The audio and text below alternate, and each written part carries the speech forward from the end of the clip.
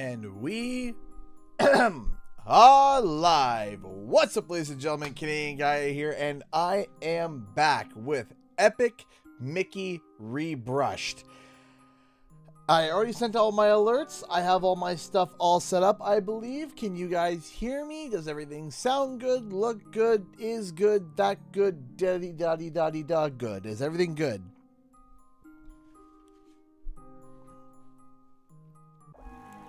I hope you guys can hear me. I hope everything is bueno. Audio's good. I can hear you in the game. That's fantastic. Hurrah! I remembered the stream tonight. Well, I'm happy you remembered. So, what did you guys think of today's video? If you guys saw it. Today's video was about the crashes of Bandicootus.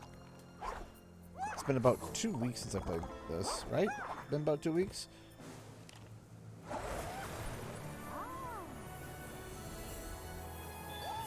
And, hey!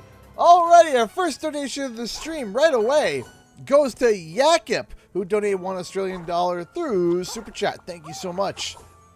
I watched it while waiting for the stream. Well, awesome. I'm more excited about the future, as am I. I'm more excited about the future as well. I can't wait to see what the Bandicoot has in store. I am excited. 2 games in development. Makes me want to have more info. Well, I am trying.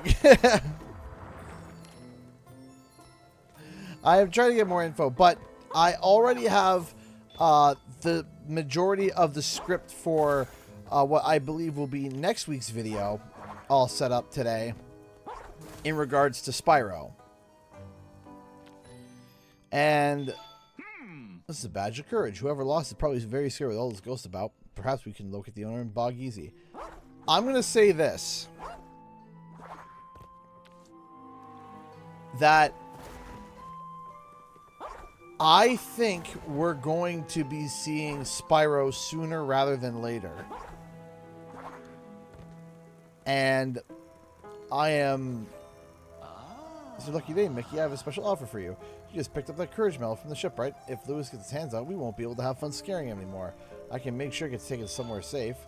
So, no. It's your loss, buddy, but don't make any figures from now on. Okay, bye. I think that... I genuinely think it's going to be this year. I think it's going to be this year. Now, I'm not sitting here saying, you know, full-chested like my Spyro report, where in my Spyro report I said it's in development. I'm still saying full-chested it's in development. But in terms of the game coming this year, I do think it's going to be this year. I think it's going to be this year.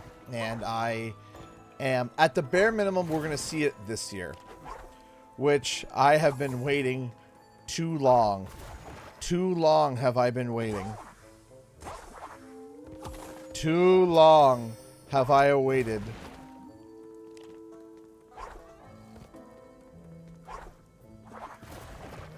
Too long. Thank you, Ray Johnson. I appreciate that. There's Bog Easy Square. Let's get lead back to the Lonesome Manor. What a lovely shack. We should ask around and find out if locals know anything. Okie dokie.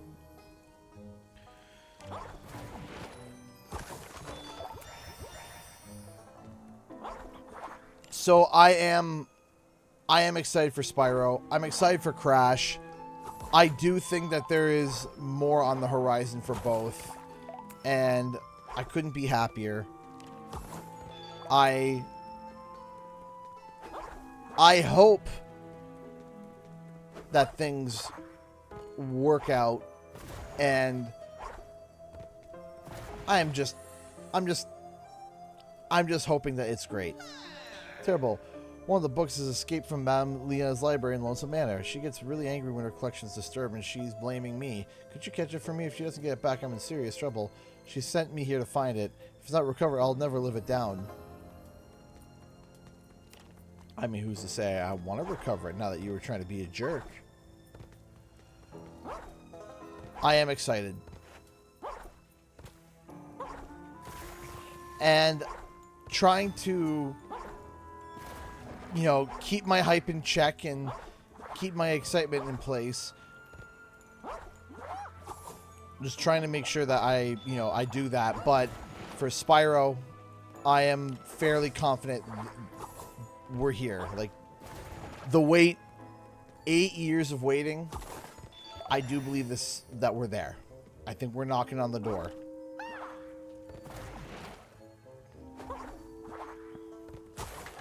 And I know there are people who are saying, oh, you've been saying that for a while. Not since I reported that the game was in development. I tempered my expectations. Last year, I started to say, like, okay, we could start to potentially see it. But there was no point where I was just like, oh, yeah, you know, as soon as I reported it, I was like, yeah, we're going to see it sometime this year. I had said that if they followed the original marketing scheme, that we may have seen it, but if they follow the original scheme, then we're a few years out. Alright, so now I got to find my way. So I know that there is the thing over there, and I don't know if I should head over here first or head over here first. I'm going to head over here first. They might have a quest or something in town that I need to complete, so I'll go over there and chat with them. And if you guys got any questions on today's video, you also can ask me, and I'll try my best to answer. Oh, you found my badge. I always feel more brave when I carry that around. So can I have my badge back? Yes. Thanks, Mickey. If you ever want your health refilled, just come visit my shack. Cool. Quest failed.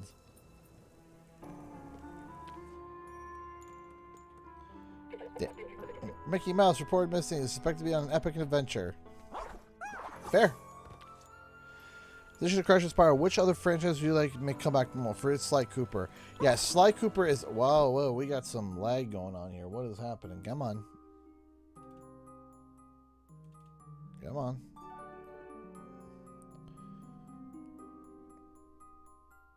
Why are we so laggy?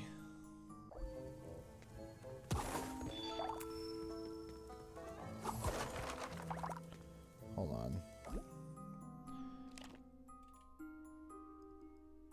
Come on. Why are we barking up the wrong tree here? So, I would love Sly Cooper to come back. I would love Sly Cooper to come back. Will it? I don't know. I want it. I would love it. I just don't know if it will. Okay. And let's go back to... I'll go this video. Okami 2 is exciting.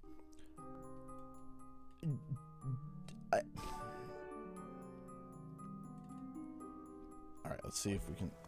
There we go, that's better. Now, again, Project Coffee may be for Spyro. If I was a gambling man, I would say I don't think it is. But it could be. But it doesn't matter because Iron Galaxy, there's a lot of, like, mirrored positioning from Iron Galaxy. Oh, I watched the Pikmin trailer, and I have things I want to say about it because a lot of people were mad at me before when I talked about Pal World, and some people were wondering about my thoughts about Pikmin in comparison to Pal World. And listen, I said this from the beginning. Some of Pal World's designs was a little too close. I think it was a little too close. I said that some of the designs of Pal World were a bit too close. And then when I heard that Nintendo was suing them, at first I was just like, yeah, I can understand for the designs. And they're like, no, for game mechanics. And I was just like, oh, no, not for that. I don't like that. Nope. I don't like that. Sue them to say, hey, some of their designs are too close to our designs. Fine, fair. You could go for that. They're being tongue-in-cheek with it. But Pikmin is literally like, it's rage. It's rage bait. That's what it is. it's rage bait. Like, they knew what they're doing. I don't think they knew what they're doing. They know what they're doing. And what they're trying to do now is to be like, oh, what? You know, everyone's okay with Pal World, but not okay with Pikmin? What's the problem? And it's like, okay, you know what you're doing. You know what you're doing. It's like, you know exactly what you're doing. Is there a word besides ignorant jerk for somebody who purposely toes the line and is the what's the problem, huh? What? And they know that there is a problem, but they're being blunt about it and trying to be super duper technical about it to be like, what's the problem, huh? What's the problem? Oh, what? The Pal World's fine, but mine isn't? Come on, what is it? Is it obtuse, maybe? Would that be would that be it? Would that be like, would that, I'm trying to figure out like the proper word of someone that is like trying to be like, oh, well, technically this, and you know, it's like, okay, you know what you're doing. You know it.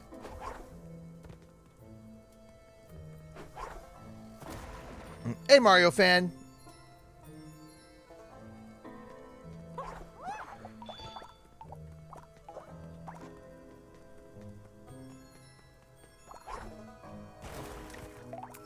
Rage baiters, obtuse rage baiters. That's one where it's like, come on. You know what you're doing. You're not here to have a conversation. You're not here. You are being obtuse on purpose. Purposely obtuse. When everybody knows what you're doing.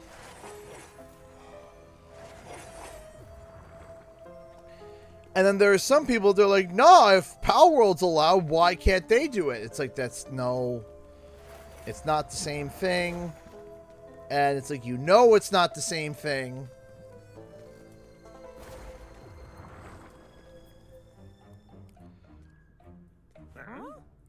Dismember Donald! The Mad Doctor's new works bust you up, right? Those mechanical broke me. You want to find the rest of your parts, right? Just tell me where they are. Dreaded, ghost haunted, bat ridden, tumble down, lonesome manor. Got it. See you later, Donald. This is just Donald just screaming, that dadgummit! Mickey, the Mad Doctor broke my body to pieces, but that's really bad. These ghosts went and hid them in the lonesome manor. No good. Crazy ghosts. Quit showing off your arms and legs and help me. Showing off arms and legs, eh? Oh.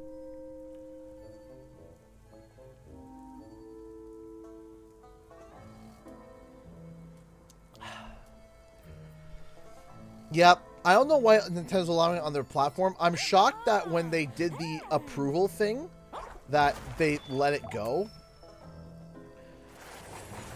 I genuinely don't think Pal World and Pokemon are, like, the same. I think Pal World should change some of their designs. And I think that there's nuance to it. There's nuance to all of it. And there are people... Like, it's okay to say, yeah, Pal World... ripped off some Pokemon designs, but the gameplay loop is different from Pal World, or from Pokemon. And Pikmin is blatantly ripping Pal World in an attempt to get slick about it.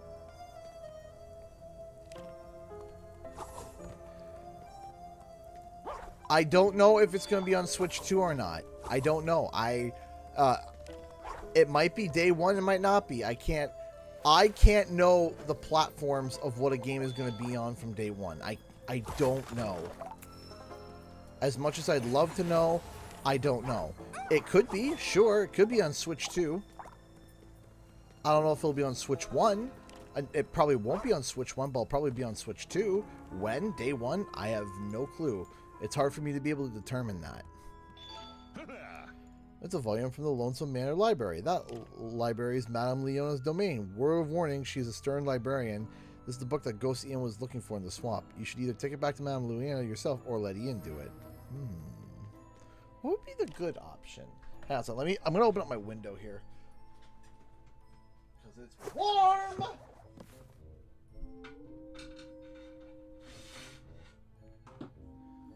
That's better. In my house, I use a high-tech item to open up my window. It's a screwdriver. My basement window has those holes where knobs used to be that are gone now, and so there's just a hole in the window for me to be able to slide open. So, and it's just kind of like an awkward angle. So I just grab a screwdriver, put through the hole, and open it because, you know, quality. I got this.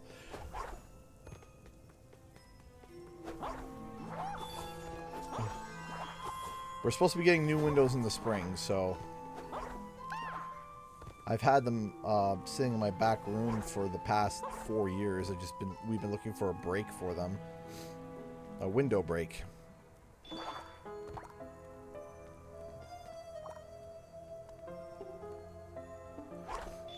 Hey, Insomnia Aaron, how's it going? Is it spelled wrong? Is it spelled wrong? Rebrushed up epic Mickey. Oh my gosh, has it been spelt wrong the whole time?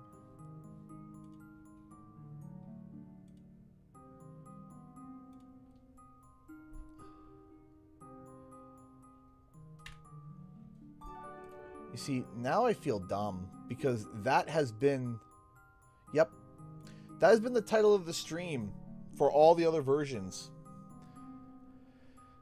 Bum, ba bum, bum, bum. Oof.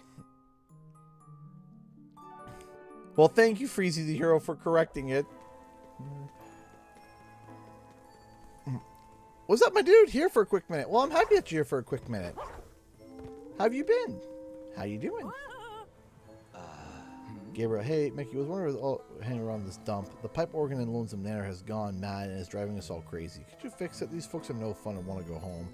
If the organ is any matter, we'll never be able to leave here. Okay, so I'm assuming I can't get through here. Where is Damana? Damana, of which I have to visit.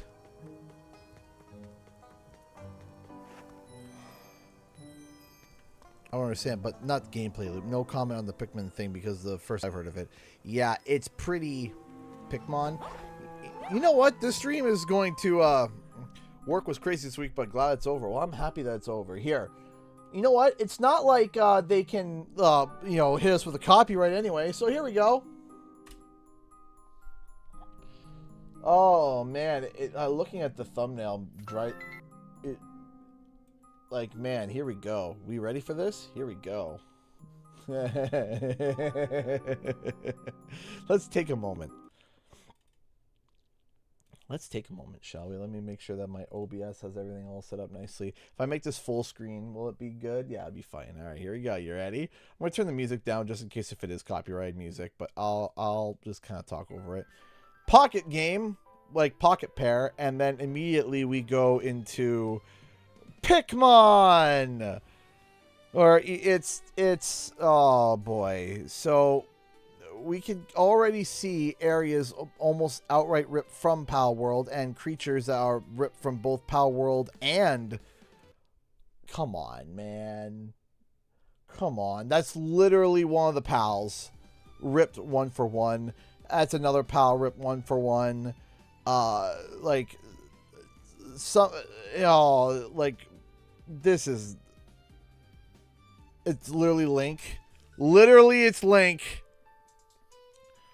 All right, it's Pikachu. What are we doing here? What are we doing here? It's literally Pikachu. All right, we literally have the Natsumi cow back here. Like that is. Hold on. Like, come on. Like, we're not even just ripping off Pal World. We're now just straight ripping Harvest Moon. Like, look.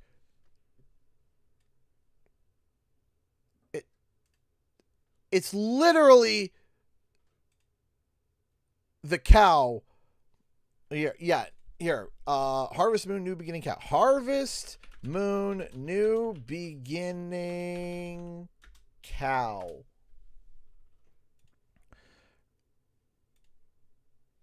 Like.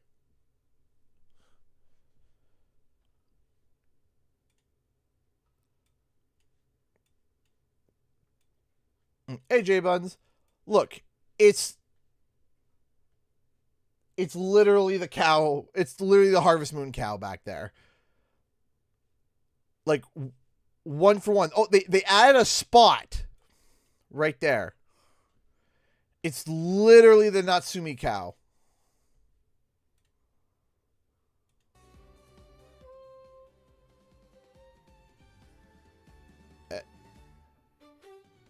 And instead, oh, it's now cards, which now we're ripping off Temtem. We got Giratina Quaza over there.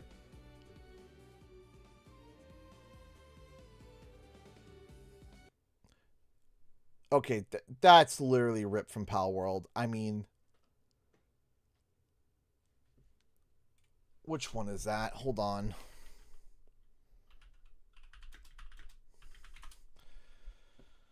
Hold on. Which one is that one? That's but no, it's a direct rip. Like, I genuinely think they just ripped the model. Where is it? Like, there's one thing to have similar designs. It's another to just outright just take the bloody model and say it's yours. Where is it? Is it Iceland?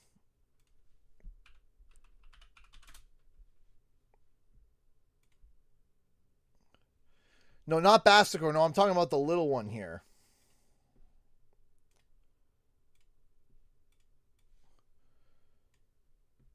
That's from Pal World.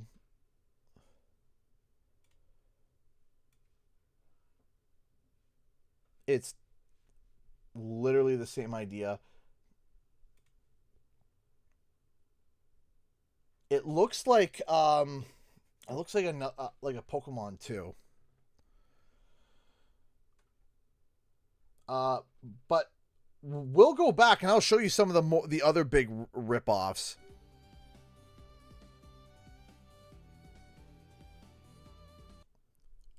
Oh,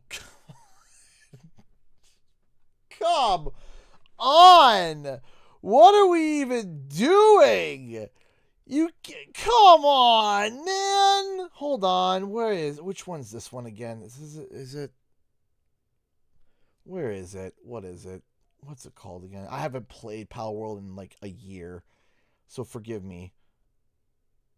Mamorest.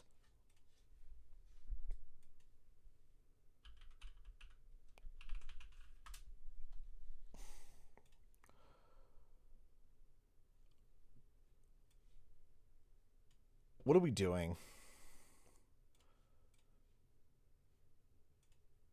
It's...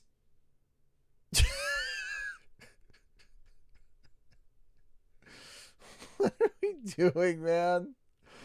What are we doing? What is this? Red eyes and everything.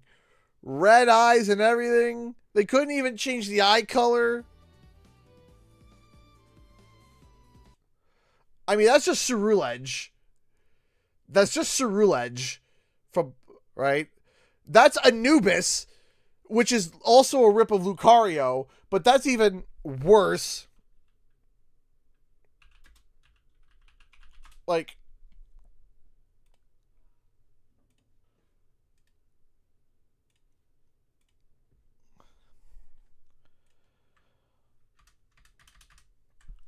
it's literally Anubis.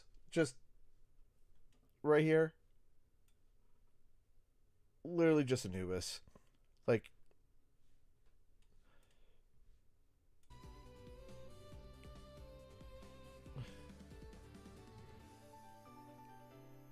oh, motorcycle. What, like Meridian? And it turns into low kicks. What's Roadhog from Overwatch doing here?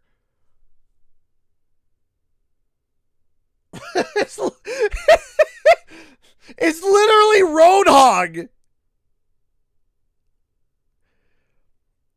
Anyone familiar with Overwatch?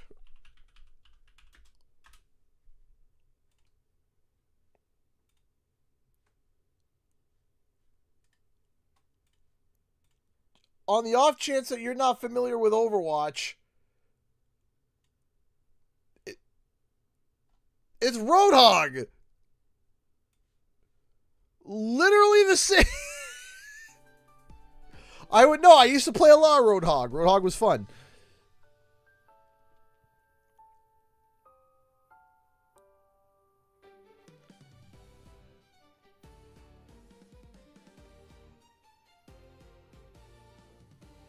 So we got Link.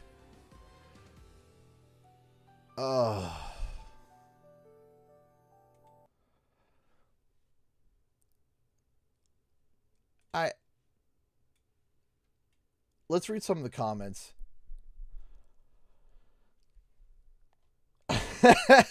Future release plan for Switch. Are you sure about that? Lawsuit Mon. Lawsuit Speedrun. Translation, hey, can you guys sue us too? It would help with exposure. Roadhog had to get a second job after getting no more skins. Why the main character look like just Link? We already have Pal World in court.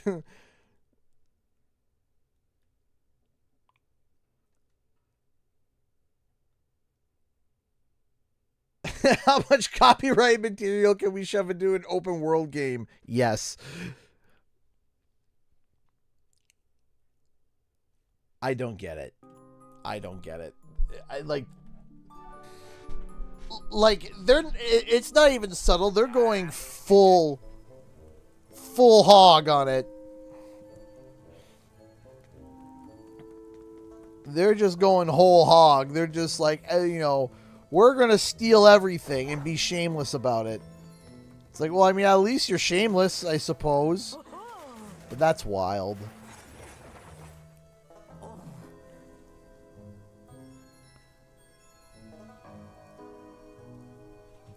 Bertrand, hold on a second. Let me get there you go. Get that back up. For Pokémon Monsters being a full genre, Pokemon having competition, but why are they copying Nintendo? We could just play Nintendo games. Exactly. Lewis lives in the old shack in the swamp. If there's only way to restore their courage, can you help? I gladly open the gate for you if that leads to the mansion. Deal. I can sense some of the blot in you, but I also sense a good heart. Okay, so I need to... Where are the two? Can I talk to you again? No? Okay. Alright, so we need Bertrand. Oh, it thinks I'm a scary cat, does she? Well, truth is I would feel better if all the lamps around here were lit. The ghost put out the 8 lamps I installed. Do you think you could relight them for me? I would appreciate it. How many of the lights? Are we for 100%? Not really. I'm kind of going for a casual completion. Like, not full, complete, total, you know, setup. I don't think I'm going to be going for that. But I will be doing side quests and, you know, doing some extra stuff. So going for, you know, maybe a 70% run, maybe. Happy Friday, and good video today. Thank you, I appreciate that. Also, you guys should see this, something that that I was able to build. When I do one of my streams where I sit down and do my, my video where I sit down and a work stream. That's the word I was looking for. When I do a work stream, I'll show you. But I built an extension in Adobe Premiere. Part of the reason why things were delayed for so long is because I was focused on this tool. And I did it so that I can actually edit faster. And also I can edit faster, and it's also easier on my system. You have to do at least 3 playthroughs, which is nuts. Which video franchise would you see deserves to get a franchise trilogy remake? Ratchet and Clank, Jak and Daxter, or even Sly Cooper? You ever paint there? Come see me. I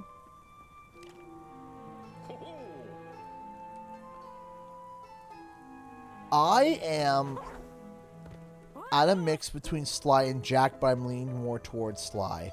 And the reason why I lean more towards Sly is because all 3 games as a cohesive unit are more cohesive and I think tell an overall better story. Jack and Daxter, I think the first Jack and Daxter is peak PlayStation 2. But I think Jack 2, it bends too much in the wrong direction and not in a way that's necessarily positive towards the series. And then Jack 3 is good, but, you know, it's bending back and the ending was really not great. I wasn't thrilled with the ending of Jack 3. So that really, you know, that really put the urine in the cornflakes. Which actually, I don't think you guys are going to have to wait that long for the next video because I already got it almost scripted. It should come out next week. I am hoping if I get a really good day on Monday, if I get a really good day, because Monday is my 12-hour work days. Thursdays and Fridays I work 14 hours. So if I get a really good work stream, or not work stream, but a really good work day on Monday where I'm, you know, not disturbed and, you know, able to, not disturbed, able to get things done, not have to put out, you know, fires and stuff, and be able to focus strictly on work. Also not get distracted, which is my own fault. I think that the video could, the video could be out Tuesday, Wednesday, if I get things right. And I have to get some stuff done. Okay, I need to get underneath this guy to be able to. So clearly I need to wake him up.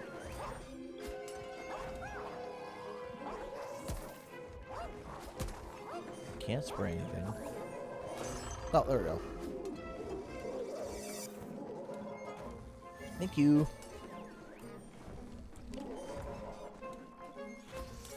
But yeah, and the next one is spiral related. And I already got one of the jokes set up because I had built it preemptively before. So that won't take me too long. But it's my, if you guys saw on Twitter, it's my LA Knight shut up dummy. Quit your crying dummy. That's the first gag of the video is LA Knight saying quit your crying dummy about, and he's in Artisan's Homeworld.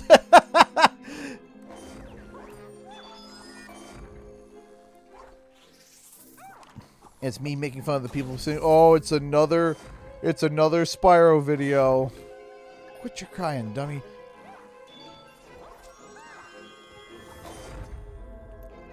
Let me go back down here.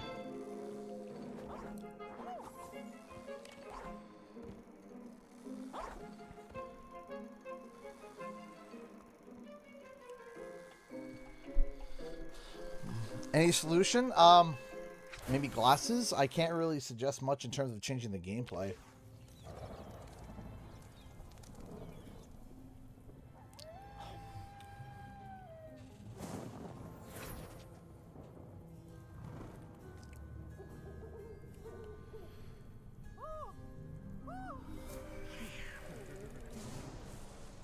I don't think it's for stopping by Toya's World.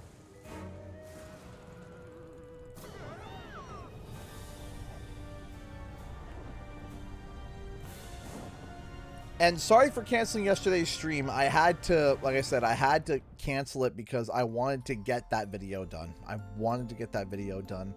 I wanted to get it over with. And I was like, if I don't get this done, I'm not going to get it done in time and people are going to be upset. And I need to get through.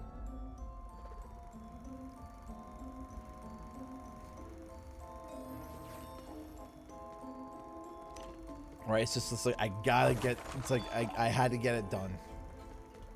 I got to do it. At least the lightning has stopped. The projector screen appears inactive. Maybe we should look for another way. Look simple again and just stroll through the graveyard, right? Ah, yes, a stroll through the graveyard. What an easy, simple thing to do.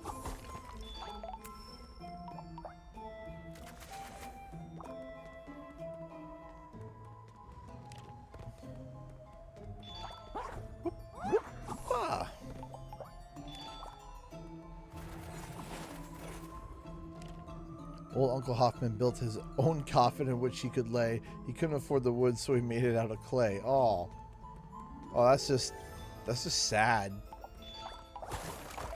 He couldn't afford the wood. I mean, yeah, that's a mood. Rolf was once here, but is no more. The long arm of the law, even the score.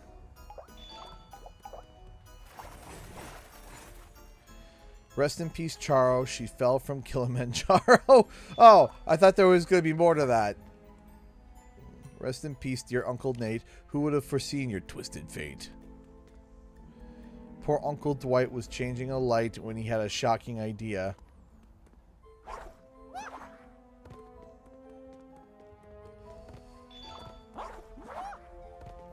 And he played the Mario and Luigi RPG games.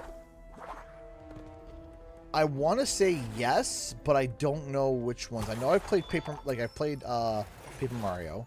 I feel like I have, but I can't put my finger on it. We'll never forget that day when Mr. Jerome left the USA.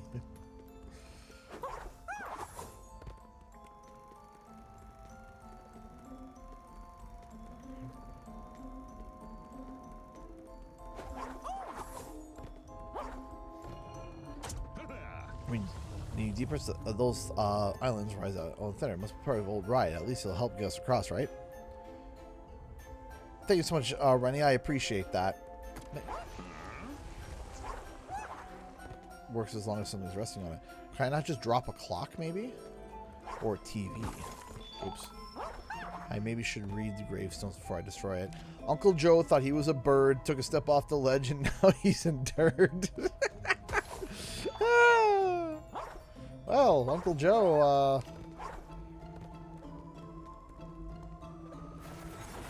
Uncle Joe thought of things. The brothers J, builders renowned, built the graveyard where they lay in the ground. These are all just depressing. Alright, so there's something over there. We go. Woohoo! Thank you. Bop.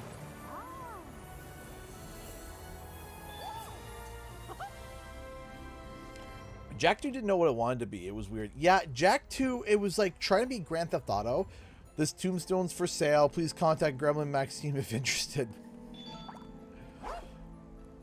It didn't know what it wanted to be, and I remember a developer saying that it was kind of because, you know, Grand Theft Auto was quite the craze.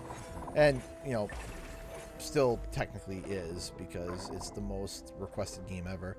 Cousin Ethan enjoyed the capers, pulled one too many, and made the papers. Cousin Alex lies beneath this ground. The specter behind him made no sound. Ooh, that was creepy. Mr. Jones, master of the chase, challenged the Reaper, but lost the race. So March 20th is your last stream before PAX? That is correct, sir. That is correctamundo. That is my last, that is going to be my last stream before PAX.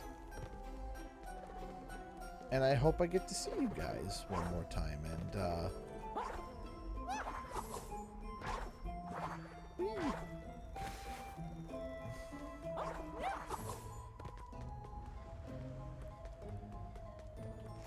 and Vice City had released a few years before. Yeah, it was. Yeah, it's exactly it. Is that it was quite literally the craze for Grand Theft Auto. Mickey, it's the Mad Doctor. I've heard about you stumbling about in Wasteland. You'll regret the day you found me, Mickey Mouse. This is as far as you'll get. My defenses will keep you out. It looks like he left something behind. What do you think it is? What happened? Did he just leave, or did I skip it by accident? I was just pressing X on the dialogue, as one does. A brush in hand, here rests Aunt Jenny. Finally, her art worth more than a penny. These are just depressing! Yeah. For Nick, the brick fell too quick. For he landed straight on his... stick. Would you make any more What Blues collab videos again. He mentioned he would like to get into Spyro, maybe stream together. Yeah, absolutely. Here lies Jordy. He died for glory. We lay rest here, Armin, who picked a fight with too many barmen. One of the problems with doing that collab video isn't even like setting a time. It's more the technicality of like, because those videos can be like an hour long, right? Those videos can be a while. And the problem is having, because we have the mediator, which is Dave, then you have myself, and then of course you have Wumpa Lewis. And it is a pain to render 3 one-hour videos on top of each other. Here lies Juan, the ray of light, now battling another fight. Quarter way through the year already. Yeah, we're getting there. But in terms of a stream, I'm down to hang out with Wumpa Lewis. Here lies Tatsu, not hit by 1 bus, but 2. Yes, if anyone wants to be the first person to donate on Streamlabs, you can. You have that opportunity.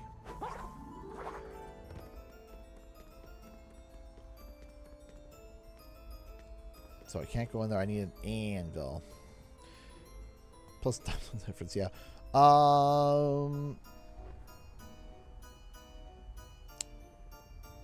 Will Half-Life 3 be before GTA 6? I don't think so. I feel like for the meme, Half-Life can't really ever come out. Strictly for the meme's sake.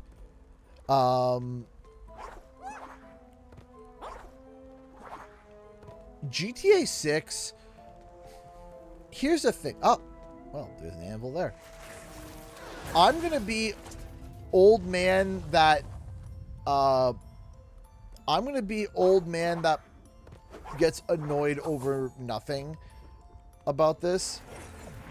I say this knowing I'm in the minority. I am in the minority. I am not sitting here being like, my opinion is correct, because, you know, I could probably admit that, yeah, it's not correct, but I can't help it. I don't understand. I don't understand the hype for Grand Theft Auto. I don't understand it. And that's a me problem. I'm not sitting here being like, oh, you know, my opinion is correct. You know, I have done a deep think about it. No, I'm not saying that. I just... By the way, how's your arm and what happened? Nothing happened. Nothing happened. It was part of the cosplay. If you see Punch Up from Dispatch, he has a taped up hand. So I went and I had gotten, hang on.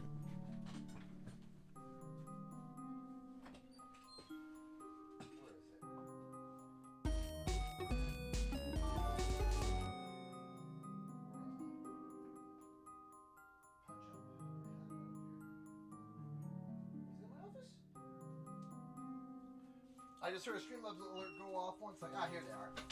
I knew I had them. Streamlabs alert went off for $1. First Streamlabs donation. Thank you to Speedy. This house will hold many secrets. A film behind a staircase, gremlins and walls, and many parts of a raging duck who lost his head. Thank you so much. So, no, that's okay. That's okay. But, yeah, so it's just athletic tape, right? And I remember using it in the past. Shows the Irish accent. Probably not a good thing right now. But I used to wrap my hands, not with tape, but I used to wrap my hands back when I was doing boxing and Muay Thai. So that day I was doing a full dress setup for the actual cosplay. And I had to test the tape to make sure it didn't react to my skin. And I had to test if I could remember how to wrap my hand correctly. You found an anvil sketch. How many times have you said to yourself, how could I do right with even one anvil? Move opponents, trigger pressure plates, climb. Love you too. Wish we had that Dr. Pepper logo as we still use the old one from the early 90s. Yeah, it's Oh, I think my camera... Did my camera freeze? No, it didn't. But yeah, it's Dr. Pip-Pop! Wait, the same driver... Oh, happy to hear that. That's kind of dark, Mo Queen. No, no, wait, that was a planned cosplay as Punch Up. I thought it was just a total... No, that was planned. So I was doing a whole, like, dress up, and I was like, I gotta record this video, because a family member needed me to go pick them up from the airport, and it was kind of like a last second thing, and I was like, okay, I need to record this video right now, and I was wearing my outfit, and I was just like, well, okay, I guess I'm recording now, and you know what? This will be a good opportunity to mention PAX East. And so I was like, okay, I'm going to mention PAX East, and I'll mention PAX East with the cosplay on. But yes, I am going to be cosplaying as Punch Up for either 1 or 2 days. It might be 2. I might do it for 2 days because it's a relatively casual cosplay. The only thing uncomfortable about it is the fact that I wouldn't be wearing my glasses. And because I wouldn't be wearing my glasses, I'm going to try to not put my glasses on at all in the morning, because I find that if I wake up and I don't put my glasses on, I can actually, like, manage my way through the day. It's when I put my glasses on in the morning, have them on for a few hours, and then take them off for the rest of the day, I'm cooked. For the rest of the day, I am absolutely cooked, and I cannot... There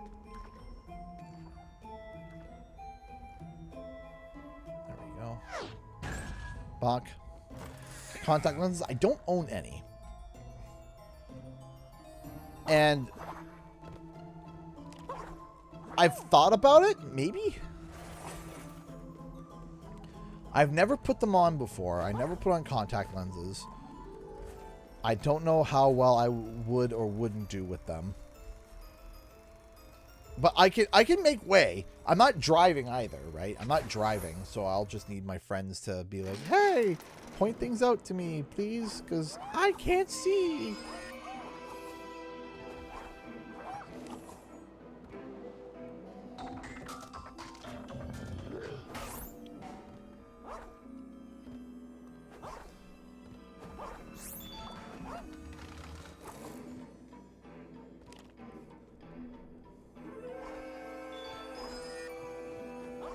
When does Bubsy 4D come out?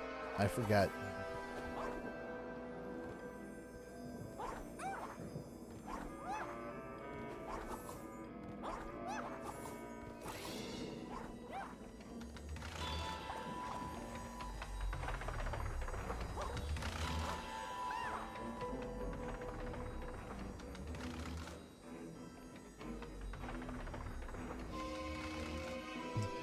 They can teach you at the doctor's office how to put them in. At least here they won't let you get them unless you can put them in and take them out. They're like, can you put this in? No. Well, then you're not, you can't buy them. My vision, I think I'm negative, because I was negative 2.5. And I think I'm now negative 0.5.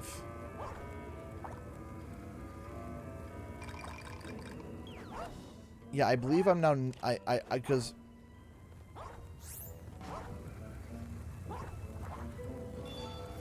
I mean, yeah, Bubsy 4D probably comes out before Grand Theft Auto. But yeah, I don't understand personally... I don't fully comprehend. You see, like, for example, when I saw Saints Row, I laughed. I thought Saints Row was kind of funny because it was like a parody. It was silly. It was goofy. It was all over the place. It was, you know, I was like, okay, yeah, that's kind of funny. And then there's Grand Theft Auto, which I understand its popularity. I'm just shocked of how much of a mega franchise it is.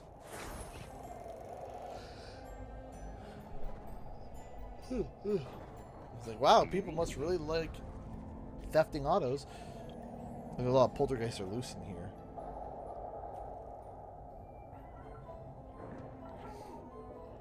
Including a ghost trapped in that bottle. Poor guy really wants out.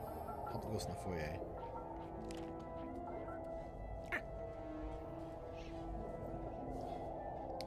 Mad Doc wasn't kidding when he said he had set up defenses. Looks like that's the way to go, but how do we get there and open it up? Alright.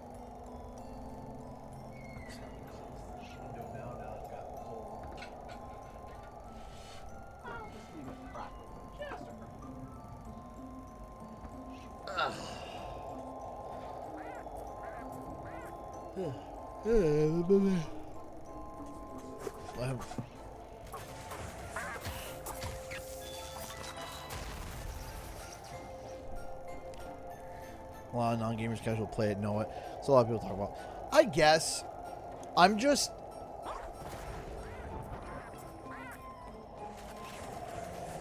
because, like I said, I'm shocked that a game can be that big.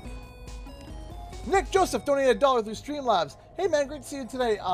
Be able to be Epic Mickey, and yeah, Bubsy 40 is coming out on May 22nd, the day GTA 6 was supposed to release but got delayed. Even Bubsy himself pointed that out in release trailer. I laughed so hard. That's right.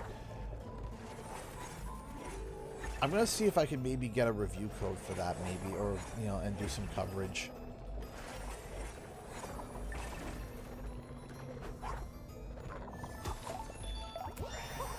Which is interesting because my month is going to be quite busy. I have there are things that I am.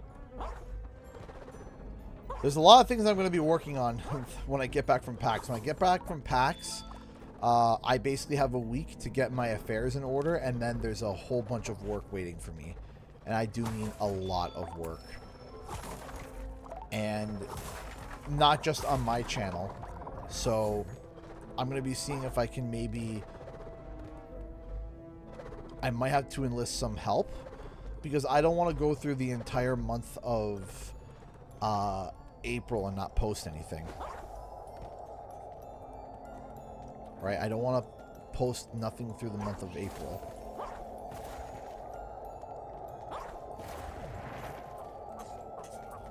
Because the project that I'm working on requires a lot of work. And I'm excited for it. And it's in collaboration with, like, me as a channel. But, like, not going to be necessarily posted on the channel. It's hard to explain.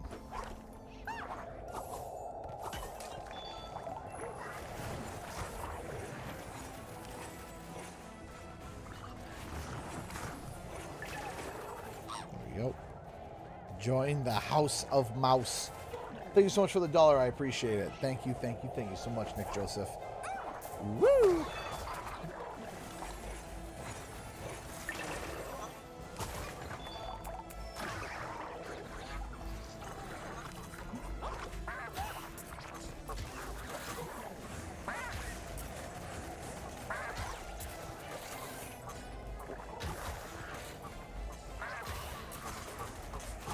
Well, yeah, Battle Royale games are falling, yeah, because it, not that it's a trend that shouldn't be followed, but like, there's so many of them. You can't have that many of them. You just can't. You cannot have that many Battle Royales and think, yeah, you know, this will be fine. Oh, geez, that one just exploded. You know, like, oversaturation of a market. I mean, Fortnite is already, like, struggling with... Like, Fortnite is already struggling trying to keep up with getting paid and stuff.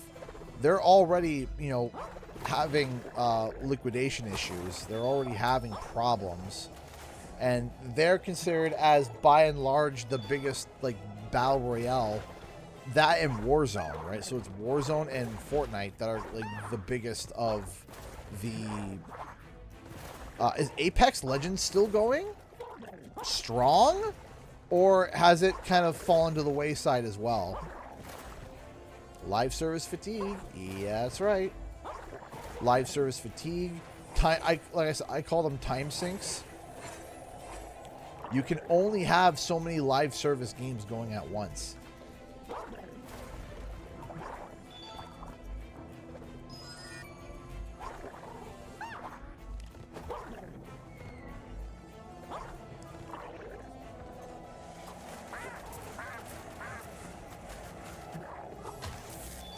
Also, straight up, I think there's people that just want different games. People want different games. And we're kind of getting to the point where, again, and we talked about this, where first-person shooters are, like, yes, they are the most popular genre, and even they're starting to go down in... They're even starting to go down in popularity because there's just so many of them. And it doesn't matter how popular something is, when you have that much of something, it's hard to be able to maintain. Hello, who's there? Get me out of here, please.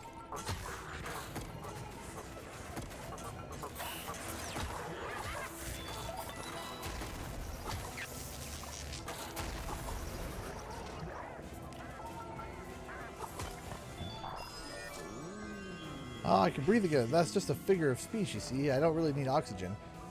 Ah, aren't you Mickey Mouse? How long was I in that bottle? Well, Mickey, let me show you the little secret I learned in my time here. These skulls have relentless spirits that would otherwise cause chaos here.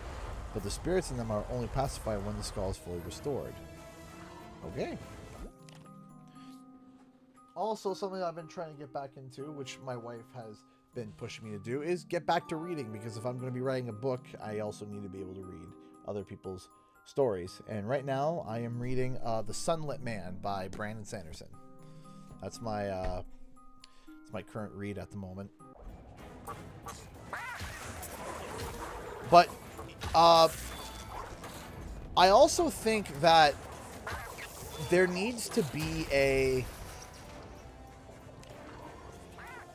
People are starting to veer away from gaming as a whole. They've been finding that there was someone that did a report that found that gaming playtime has gone down. I think they said it's like 12%, which is a big significant drop. And I do think it's because games are getting way too expensive. There's a lot of the same, and people are tired. People are tired. People are exhausted, and not a lot of people can afford gaming as much. I mean, especially in Canada, goodness gravy. The pricing for games, it's just over $100 for a game, right? Like, that's insanity. Lack of innovation, there's that too. Also, too, though, and I do want to say, I don't know how they... that's one skull. The spirits are free. Huh? The eyes are lighting up. Let's find the other skull. The other thing is, too, is I wonder how they track that. Like, how do they track game time overall? And in what sessions, right? Because... And can it also calculate for people that maybe just leave their games on and forget? Like, for example, I forgot to turn off my Pokemon Red, and it says I have 194 hours into it, which I didn't. I don't have that. I forgot to turn off my Switch, right? So, like, how does one calculate that? And is it reliable data?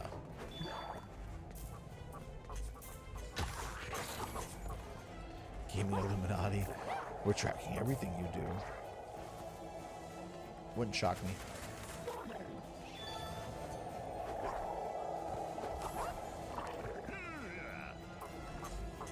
Okay, there's the other one. There it is.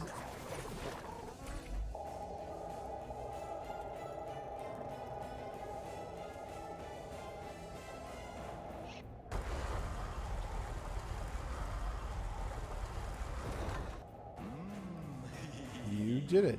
Come talk to me. Okay, Screeching Sam. Bloody birds.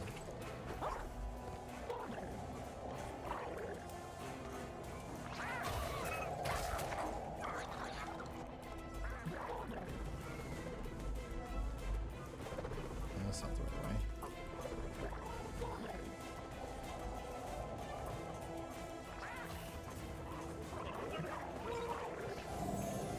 Good show.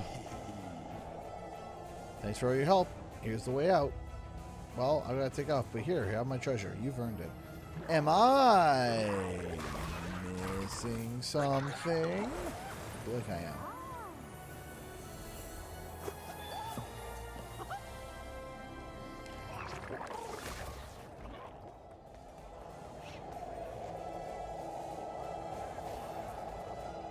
Yeah, Astrobot winning, you know, a lot of people were angry about that, but Astrobot winning was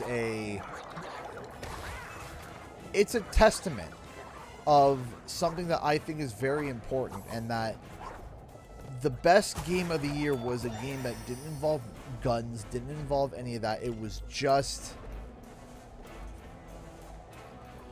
Or is that the people aren't happy with the change of V-Bucks in Fortnite, and what Tim said is that they had to, and I quote, pay the bills. I mean, he's not wrong. Because here's the thing. He's not wrong, but the thing is that he's also not willing to take a loss. Right? These guys, they earn a lot of money. And I mean a lot of money. And if they steer the company in the wrong direction, they're not willing to eat it. Right? And I do think that there's got to be... So let me say this. There's got to be with these mega corporations, because there is that in smaller corporations where the boss eats the cost of their pay because the company underperformed by the CEO's lead, right? The CEO thought there was a good direction to go. It didn't go well. And they're like, hey, we need to free up $1 million. And he's like, okay, how much am I earning this year? 1.2. Okay, I'll eat the $1 million and, you know, get paid the 200,000 and, you know, keep everyone's jobs. And the problem is that they don't want to take the loss. So what they do is that they just pass it off onto their customers, and it just leaves a bitter taste. And while there is, of course, a surge of income because you increase the V-Bucks, in the long run, it's not a great plan either, right? So there's got to be some sort of... The problem is that... Here's my thoughts, and this might be controversial. If you are managing 40,000 people and you're able to help direct and steer... Like, okay, let's say you're steering 1,000 people. You're able to steer 1,000 people and make the right orders, make the right calls, and handle the company in a way that it's netting money and is consistently growing. And yes, you should get paid for that. You should get paid because you are managing 40 people and leading them. Some days are easy, some days are hard. Having said that, if the company is failing and the company is going down and it's your fault, you decided a decision, you went a marketing direction, you chose something, and it's failing, there has to be a way to say, hey, that $1 million paycheck that you were going to get at the end of the year as a bonus gets fizzled out, bud, because you made the wrong calls. Right? Because I understand, because I'm on the side of like, hey, listen, some of these companies, you're managing a lot of people, somewhere upward of 10,000 people, and you're the CEO, right? And every decision you make can cost people's careers, right? And if you do a good job of managing 1,000 people where everyone gets to keep their jobs, everybody's relatively happy, and everyone's getting their proper pay, and the company's moving well, and the company's growing, yes, you should get paid, because that is hard. That is difficult. But if you make a dumb decision, you don't sacrifice your people to the pyre for your choices. It's, hey, bud, you gotta eat it. Financially or whatnot, you gotta eat it. You're gonna eat it. Right? Because we gotta dip into your paycheck now. You screwed up. You made a call. It was bad. And what you're going to find is people that don't want to be CEOs. And then you're going to find people that want to be CEOs who actually do a good job succeed even more. But now what's happening is that you want the people, when the company succeeds, the bosses get bonuses. If the company fails, they lay people off. And the company still gets paid, the boss still gets paid the same amount. And I'm talking mega corporation. I'm not talking like a team of like 30 people or 40 people or anything like that. I'm not talking about, I'm talking big corporations. I'm talking companies that bring in tens of millions of dollars a year, hundreds of millions of dollars a year. If you make a decision and it unfortunately was the bad one, your pay gets docked. You make the right decision, you get the bonuses. That's what the bonus is for. The bonus is, hey, you did good. We made a bunch of money. Here's your bonus. Great. You screw up, you don't get your bonus, and you get your pay dock. Suddenly, you're going to get, because what's happening is that you're getting CEOs that are making dumb and poor decisions who don't care, because if the decision is wrong, they're going to get paid anyway. And if the decision's right, they pay themselves a massive bonus. So it's like, this doesn't really work either way.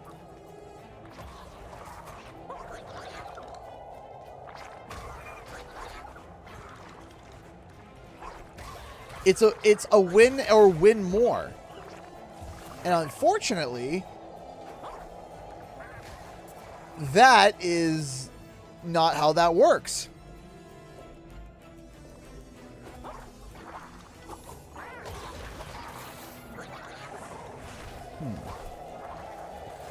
How's one get over there?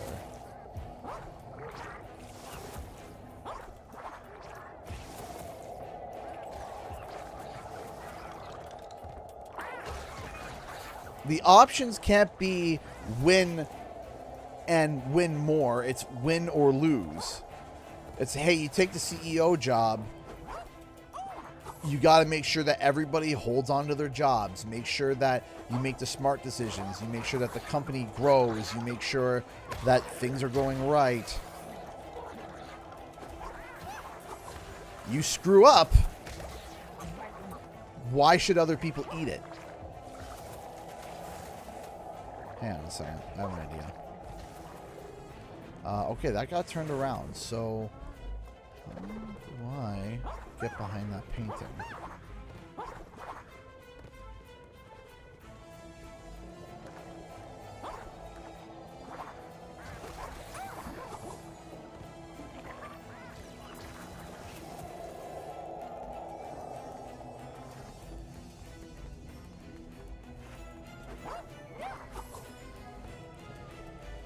And you see, I don't think I would ever run a air quote mega corporation. I'd run a team. I'd run a team. A team of like 30, 40 people. I'd run a team. Absolutely, I'd run a team. Elena! Donated $50. $50 to Super Chat. Donation of the stream. Thank you so much. $5 from Grandma. She's watching. Please say hi, everyone. Hello. Have fun at PAX CG. Use this to treat yourself to something special while you're traveling. Thank you so much. By the by, I almost forgot something. I want to let you guys know that I am going to be doing tomorrow at noon. Thank you for reminding me about the anvil. Tomorrow at noon for 1 hour, to make up for the lost stream, we are going to be doing a Spyro Yap Sesh tomorrow. So tomorrow we're going to be sitting down. We're going to be talking about Spyro for about an hour. We'll be talking a little bit about what my next video is going to be covering.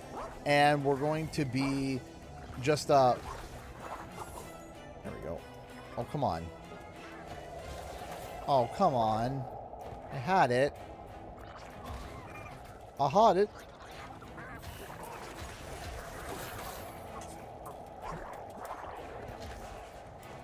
Is there a way to get around? Thank you again, Elena, for the $50. Once again, $50 super chat. Thank you, thank you, thank you. But tomorrow we're going to be doing a Spiral Yap sesh, and we're going to be talking and chatting about Spyro and some of the stuff that I found and some of the new merch that's come out. There has been some new merch that's come out, which I do think means something. There we go.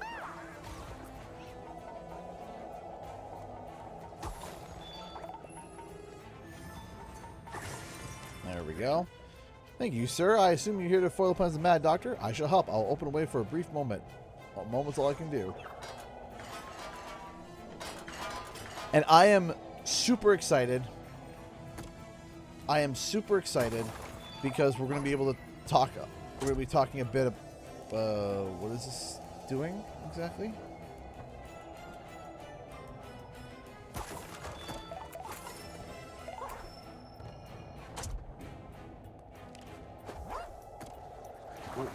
What is that doing? Am I missing something? I feel like I'm missing something.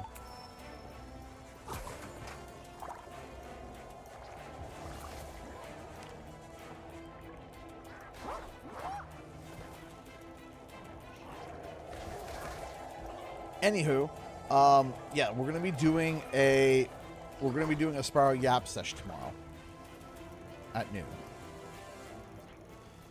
Are you ready to go to the stretching room? Sure, let's go to the stretching room. Am I missing any secrets?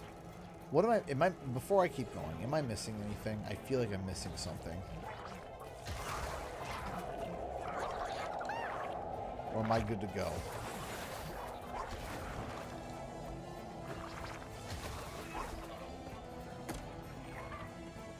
Because I haven't found any parts of Donald's discombobulated body parts yet. So I want to make sure that I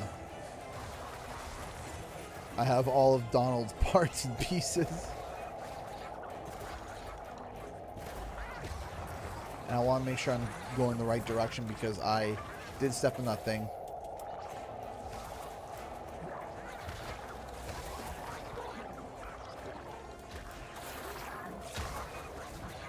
Stay with the red eyes.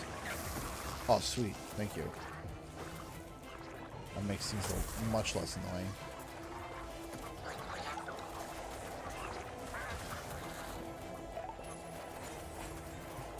I had to save him from. I had to save him.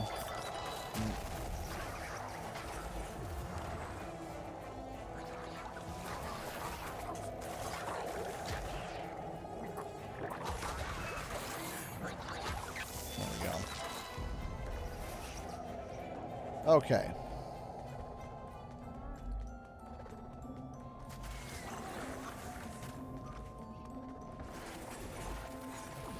Alright, before I go to the stretching room, last call. Am I missing anything?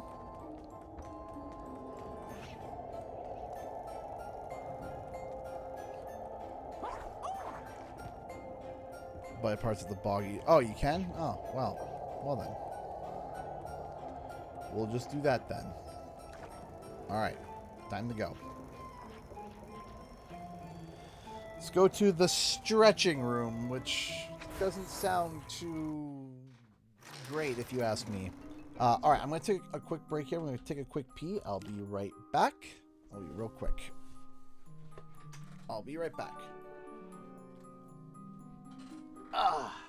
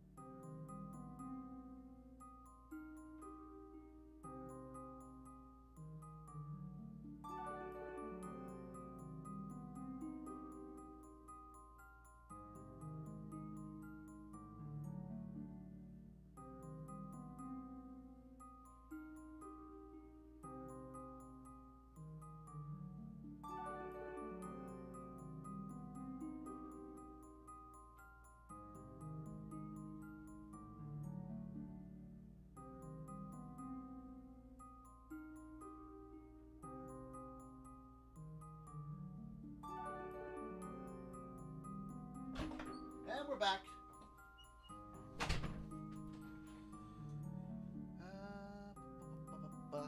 Right. Here's my headphones.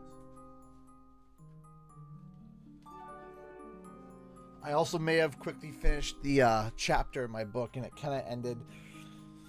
He's right now among like people who are like from a different. It's a sci-fi book, so he's right now among people who are more of a simple culture, and they're traveling, and the little girl goes, "Oh look, there's a new star in the sky." They're like, "Wow, look at the nice, beautiful star." And our main character, who's more educated, is like, "That's not a star. That's a warship coming to kill us all." And I'm like, "Oh, that's a way to end a chapter." Look, honey, a new star. That's not a star. That's death. Oh, great. There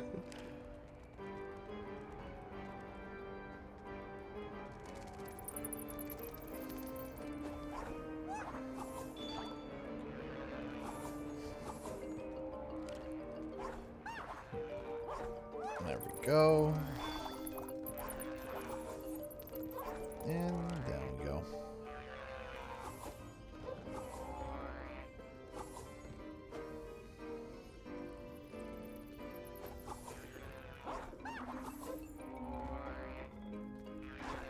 Ow. Ow, ow, ow, ow, ow. Bad spiders. Bad spiders.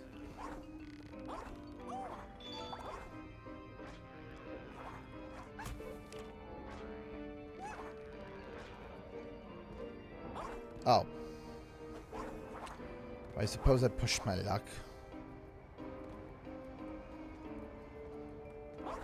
Nothing over here. Over here. Slide, jump, jump, spin. Dash, jump, spin. Dash, jump, spin. Jump, dash, spin.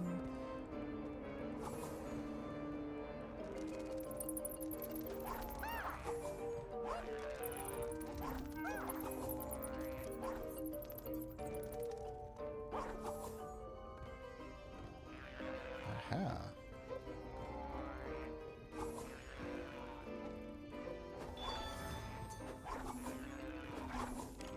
Spiders! Ah! Was that the second, was that the second one?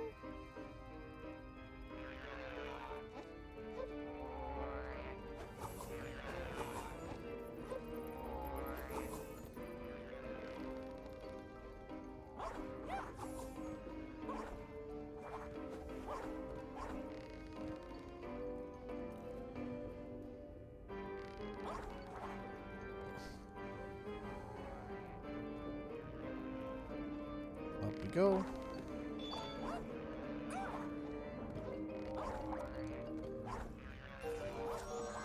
Was that the Grim Reaper just casually behind a door there?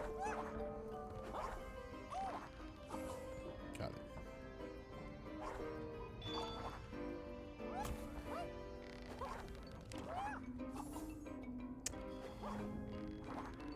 Come on. Pull me up, pull me up, pull me up.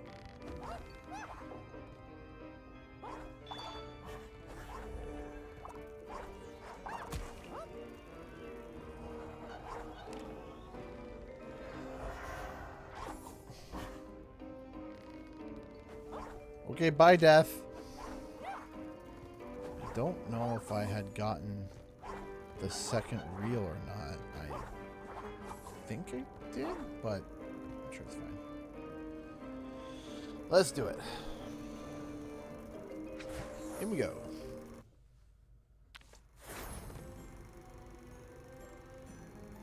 Oh, that's a looker.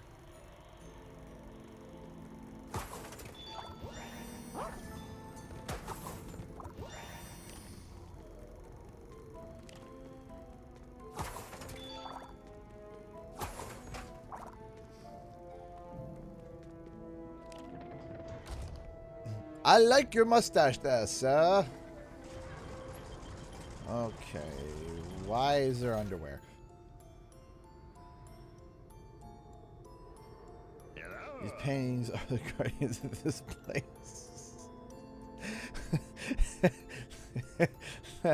My brother here is about to be a garden without legs. We can only proceed through this room with their blessing. Don't worry, they'll let us through. I go way back with them. Ah!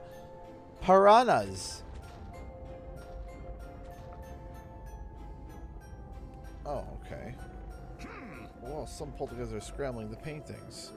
We have to put them back in order before we can pass through. Meka, use the spin section of the painting and move it to the correct position. You gotta match them all. Okay.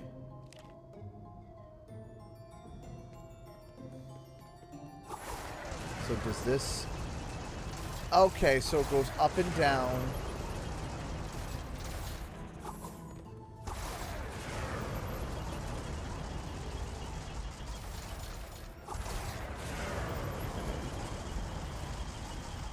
So that's that one. Okay, so the head seemed fine there. That one is good.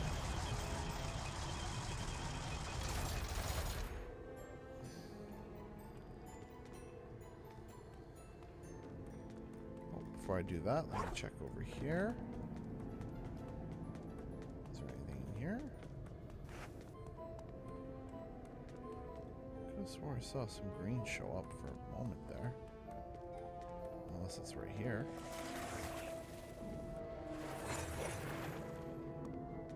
Oh, I got a feeling.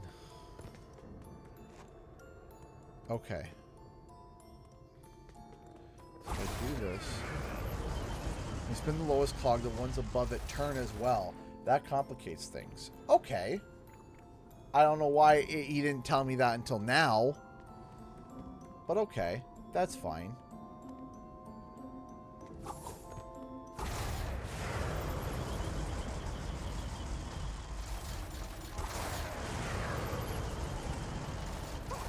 And then inside here you can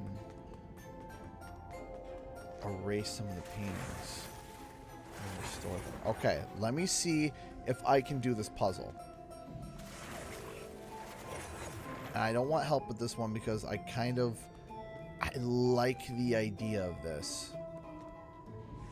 Let me try something. I'm going to do that. I just want to see something.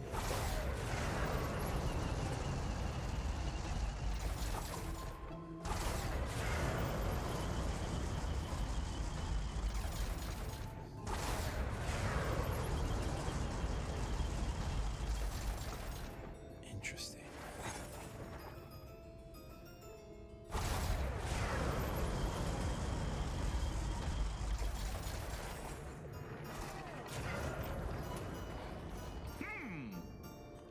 Okay. Okay. So there's that.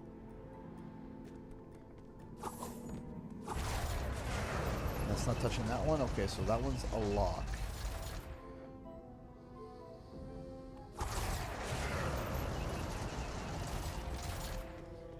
Hold on, let me think something. Big man.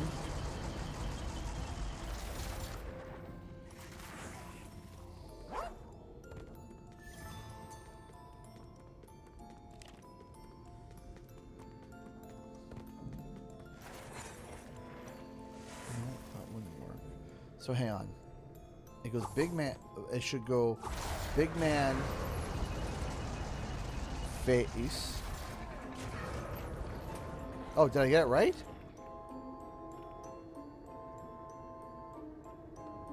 Okay.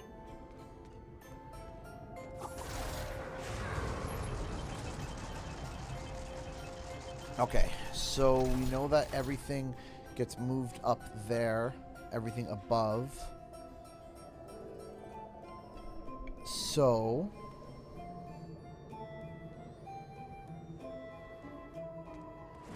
restore this. So that's the proper one.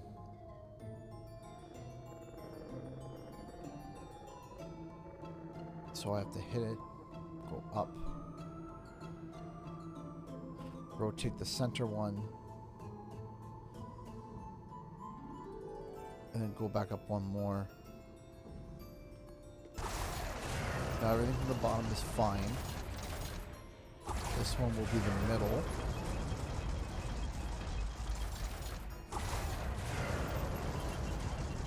Which is here. And we hit this. And we rotate this one over to the head.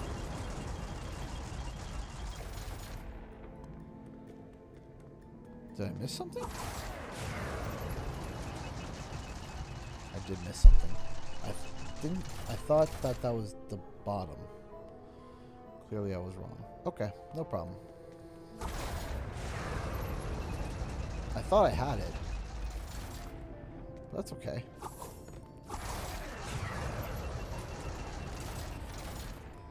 Hit this twice now.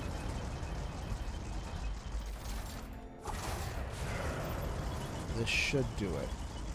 There we go. Excellent. Open it lined up. Just hit the gear in the middle of the room again. Something's happening.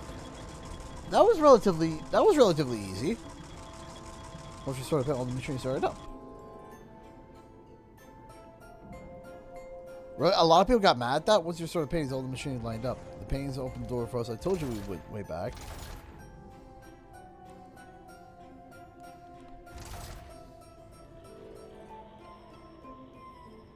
Yeah, no, it's just kind of like a Rubik's Cube, you know? Just,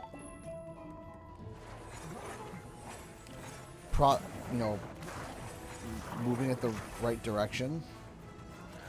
Process of,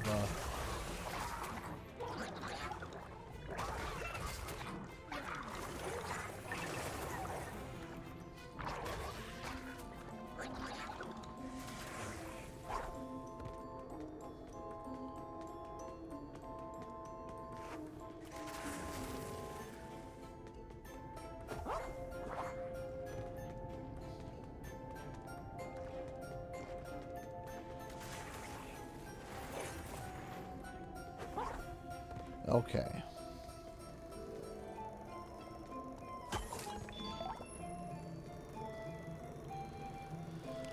Ready to go to the library? Yes.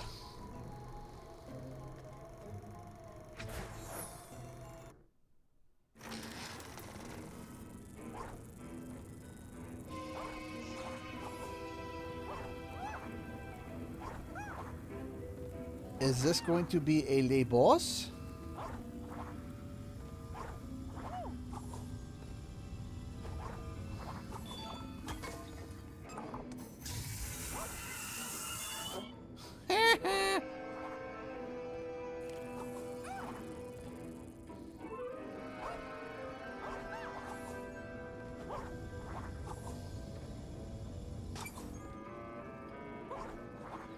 Saturday night stream? No, but we're going to be having a Spyro Yap session tomorrow at noon.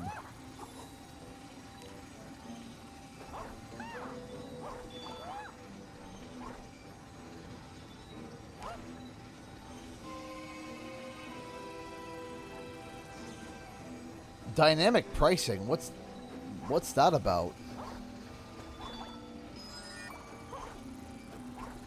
PlayStation dynamic pricing. Maybe I have heard of it, but I've forgotten about it? Or... yeah, this is the first I've heard of there being...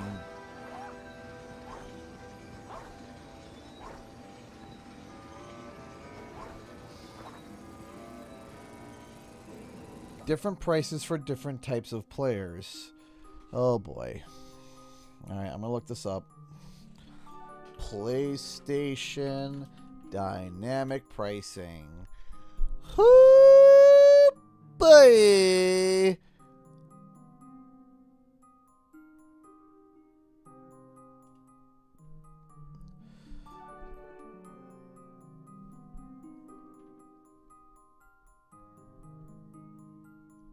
Huh?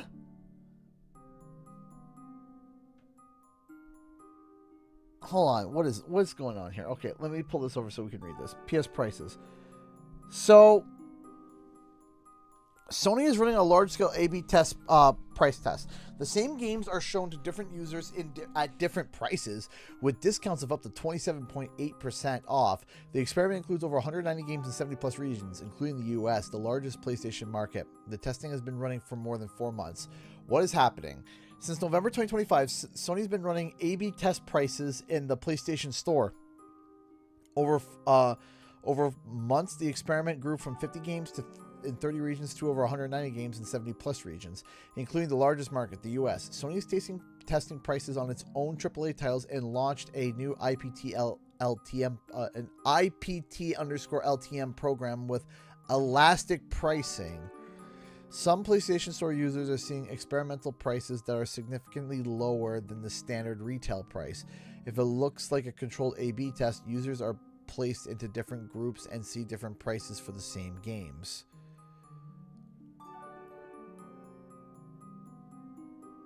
Oh boy.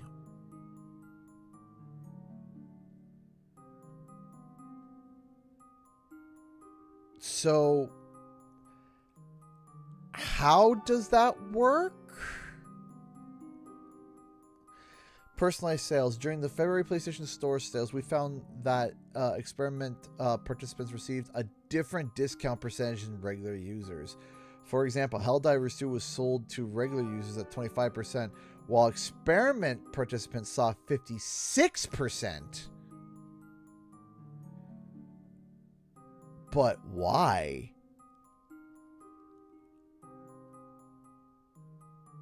But why?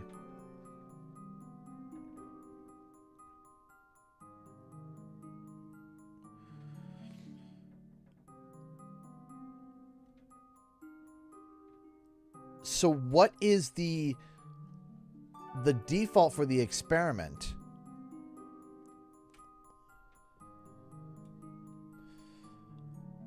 So essentially what they're doing is that one group of people are getting a certain price for the games, and then another group of people are getting a certain price for games that are different. What is the determining factor? Is so they can get newer customers into games they might not normally play.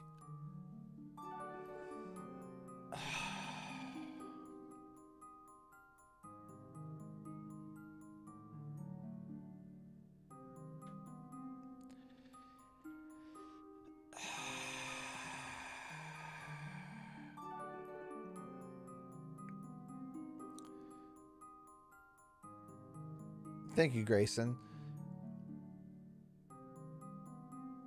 Business-wise, I can understand why someone would do that. Business-wise, it makes sense. If you know that there's somebody who is a cozy gamer who typically doesn't play those types of games, they're not going to play Helldivers 2. You put Helldivers at a 55% off on a cozy gamer, suddenly they might join their boyfriend, girlfriend, or they might try it out because it's at 55%. I understand the logic. I get it. Having said that,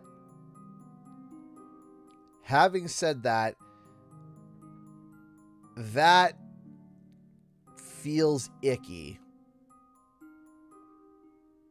That feels kind of icky. It feels icky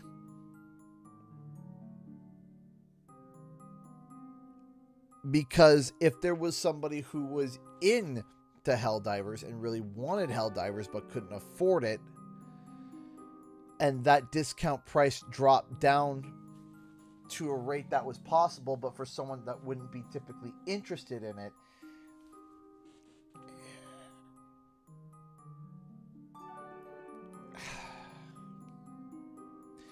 see, if it went the other way, where it was like, hey, we know that you play a lot of first-person shooters or co-op first-person shooters, we're going to give you an additional 10% off or 20% off of Helldivers because we know that you like it,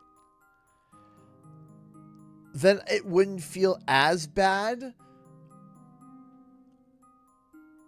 But because they're doing it on people that don't typically play those types of games to try to get them to try it, and the people that already do play them have to pay full price.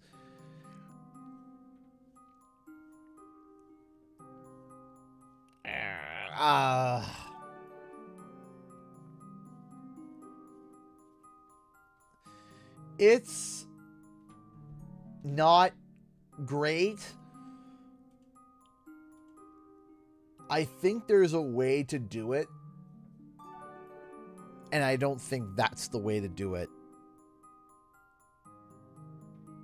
Gift discounts to games you know people will play, so that way you're advancing the sales to their target audience, right? Yes, that's what I'm saying, right? Is like, hey, we find that you're a first-person shooter gamer. We'll give you an additional 10% off, right?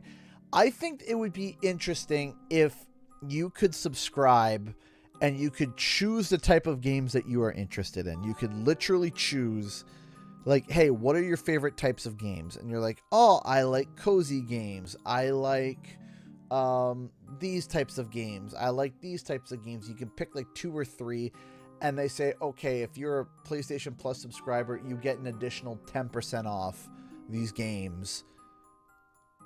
And it's locked to your console, so it's like 1 per console, so it can't be abused, and not just 1 per account. You could do 1 per account, 1 per each PlayStation account, and you could be like, hey, what's your favorite one?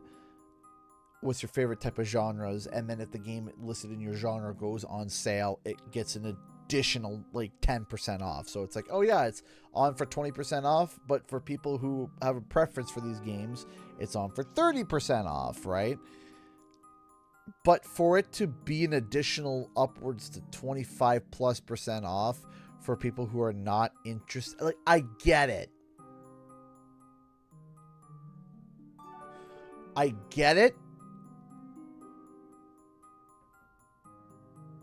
But it doesn't feel right.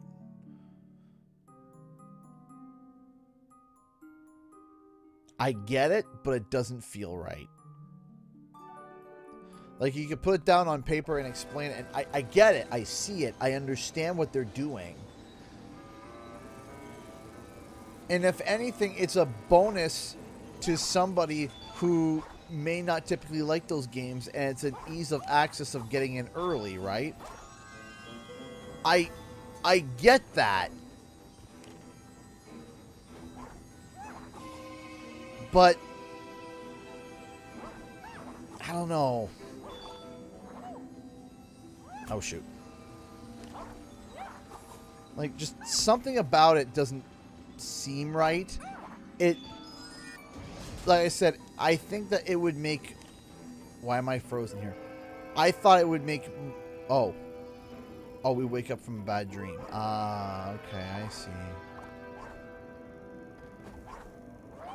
I think it would make more sense for people who are into those types of games to perhaps get a sale. I think that might make more sense. I don't know. It's...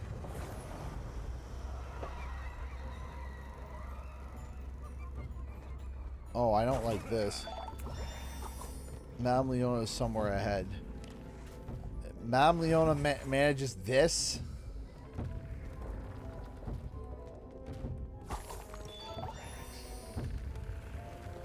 I'd feel ripped off. Yeah, you see, that's the thing, is that I'm thinking in the point of view of, like, the person who doesn't play these games.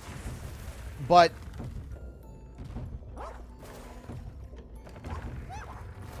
okay, so let me ask you guys something. Just on the... Because the last functional right here was the attic, but I hear it's fallen into despair. Trying to trick people to try games they won't like instead of rewarding players for playing the games they like.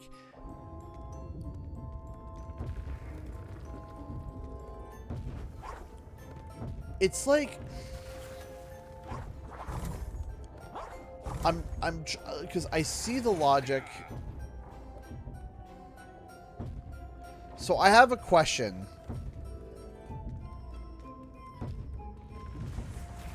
I've seen that video. Goodness gravy, I have not. I am sorry. I haven't been on Discord. I have been... you can ask my moderators. I haven't really been on Discord. I will have to try to check it out after stream. I do apologize. Again, I'm sorry. I am sorry about that. I have not checked it out yet. I will try after the stream. I will try. Is that Mufasa? No, it's not. Missed opportunity. What an interesting piece.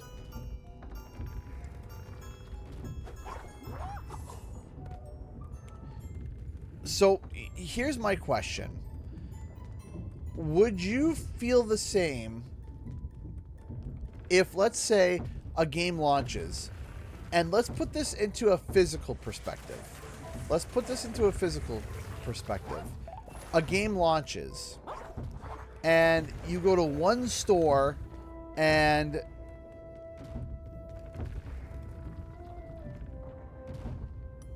it's on for full price. You then go to another store and you find it at 20% off, and you buy it. And it's like some sort of like day one deal or whatever. The chaos in the library must be stopped. This haunting is out of control. The ghost disturbing the bookcases have sent many of my prized books flying away. First, you must seek the broken skulls that have freed these spirits.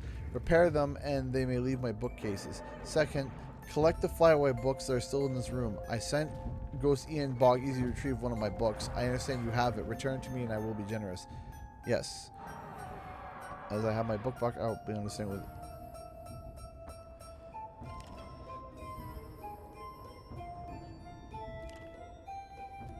Please give my regards when you return to Bog Easy. Regardless of that, restore my art collection. My paintings have fallen into disarray.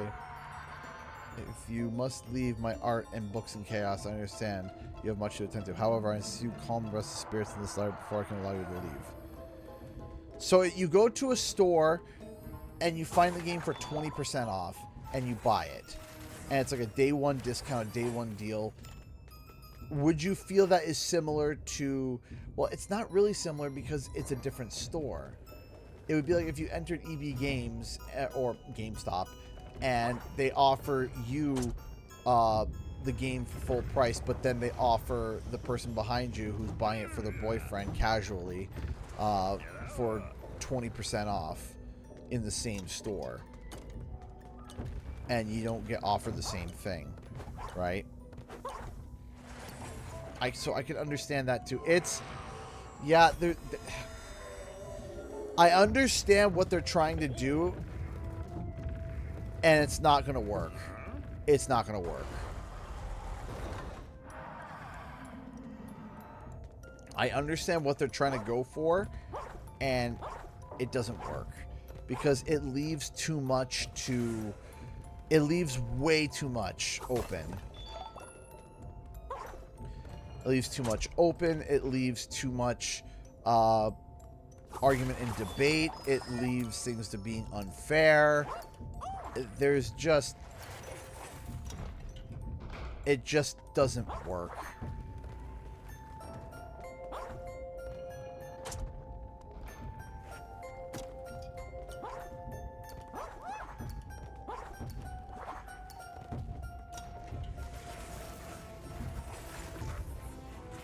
Because, because I can also understand the perspective of, like, some people who are like, like, imagine there's a bunch of people that are like, oh, man, all my friends are playing this game, but I don't like that game, and I don't really care for it, and, but I want to play with my friends, and then, oh, it's on sale for you because you, you're not typically into those games, and it's a good way to get into it, right?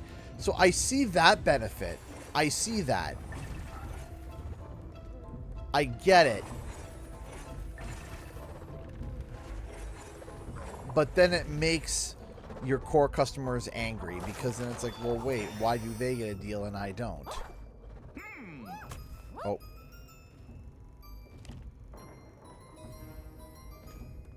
So, yeah, it's one of those, there's a nugget of an idea there. There's food for thought. Or, you know what they could do? Let me tell you something that the League does, and League of Legends does it, and it catches me. Even though I barely play League, even I get caught with it. I'm like, ah, man, that's a really good idea. They do something called a My Shop. And what they do is the My Shop is... The My Shop is... So League of Legends sells skins, right? And they cost about... in Canadian, about $13, $14 a skin, right? Or maybe around $10 a skin American. But what they do is that they have something called the My Shop, which is a personalized sale that comes like 2 or 3 times a year, where you get 6 random slots. And you click it, and what it does is that it looks at your most recently and most played champions, and it gives you a randomized skin that you don't own of that champion, and puts it at a steeper discount than anybody can access in the store. And what it does is that you pick them, and it's like, oh yeah, you got this skin. You could get like, oh yeah, this is an older skin, and you rolled the 75% off on it. So this thing is now worth, like, you can now buy this thing for quite literally like $2, right? And then, oh, you kind of got unlucky and you only got 10% off of a legendary skin. So, you know, you only got like, you know, $1 or $2 off. But once in a while you can hit it really well. I'm like, hey, you got 75% off of a really good skin. Instead of spending $13, $14, you now only got to pay $4 or $5, right? And it's a personalized shop. I think it would be interesting if PlayStation had a wish list system that you would wish list a bunch of games, and then maybe once or twice a year a My Shop would show up, and it would be kind of like, okay, there's 5 games from your wish list, and maybe even a few games that are like you don't necessarily play, that are not really out there. So you're like, okay, we know that Helldivers is doing well this year. This is a cozy gamer. Let's show them 6 games in total. 4 of them are within their realm, and 2 of them are outliers. Like, okay, we're going to take, what was our most popular game this year? Okay, it was Helldivers. Okay, we're going to grab Helldivers, throw that in there, and we'll give them 30% off, right? I feel like that would be better, because it would also be more chance-based. So I feel like that would be maybe a little bit better, so it didn't make the people that didn't get the sale feel as bad. I don't know. It's because there's a nugget of an idea there. But I don't think the execution is right.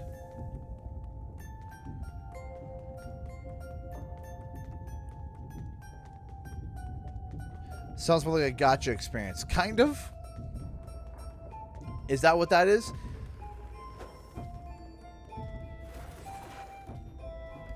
I don't play gacha games, so I wouldn't know.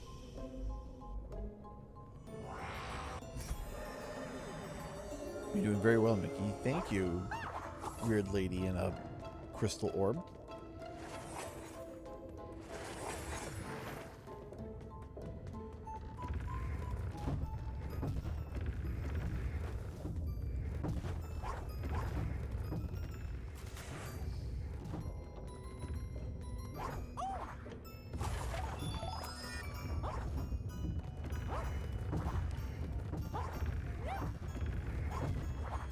Yeah, no, I'm not emotionally attached to waifus. I have a wife.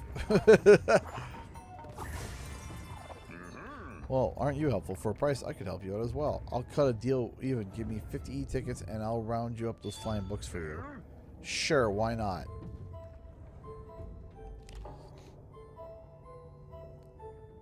There you go. It was easy. Nixon flyer. Bye.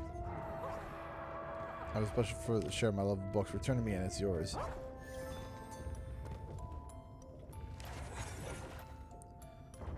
You can hope you get a pink, but you'll probably get yellow. Yeah, probably.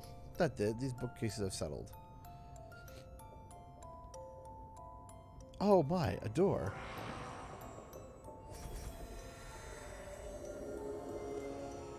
Well done. The spirits will return to the skulls where they reside. Thank you. Yeah.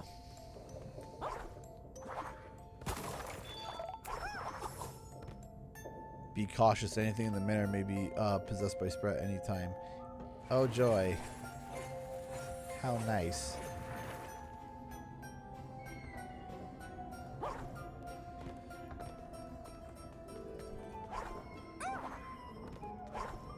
No, I've read some Reddit stories of some guys who are with wives or girlfriends or fiancés who play these gacha games, and they spend an egregious amount of money on them, and it's literally them like the spouse literally going online saying, you know, my husband spent like $1,200 in 1 month on a gacha game.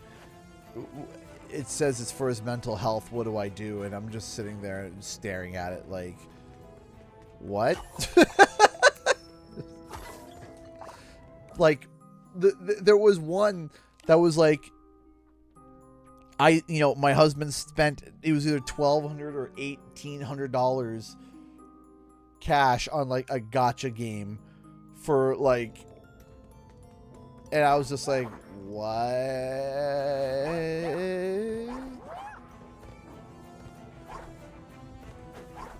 Like, man, I thought I felt bad when I think I've spent like $10 on my Pokemon trading card game. I was like, oh, I feel guilty. This guy spent like $1,800.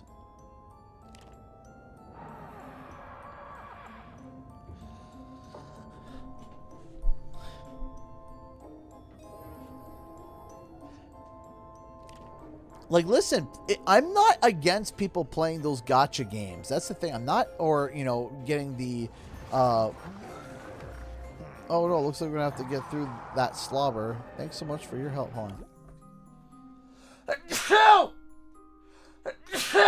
Excuse me. But when you are spending $1,800 on a mobile game,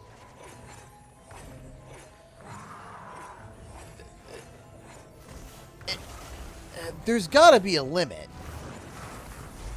Like, I forget how to fight these guys. It's been a while. Is it when they're trying to suck in that you try to pink them?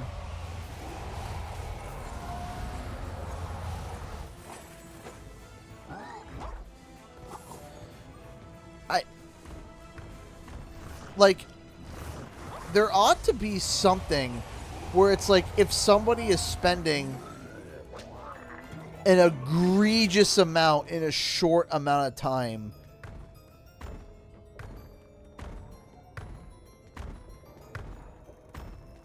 shouldn't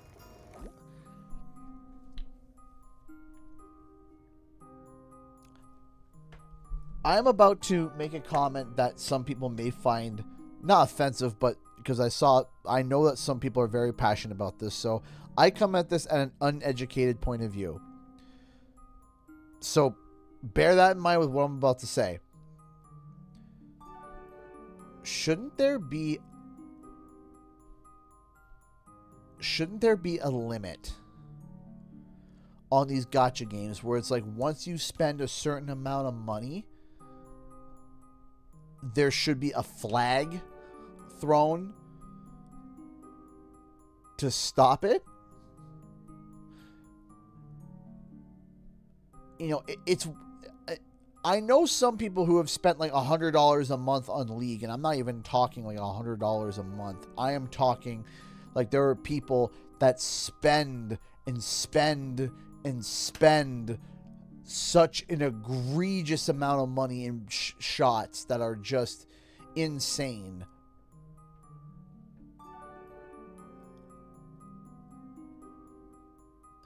Because these games, they have addicting qualities to them, right? And I understand that. You know, I play the Pokemon game. I play my Pokemon card game, and I feel that, oh man, that, you know, I kind of would love to be able to get, you know, more packs and more cards. I'd like to be able to, you know, maybe just grab enough for 10 packs and that's it, right? So I understand that there's like an addicting quality to it. So shouldn't there be like a limit? I don't know.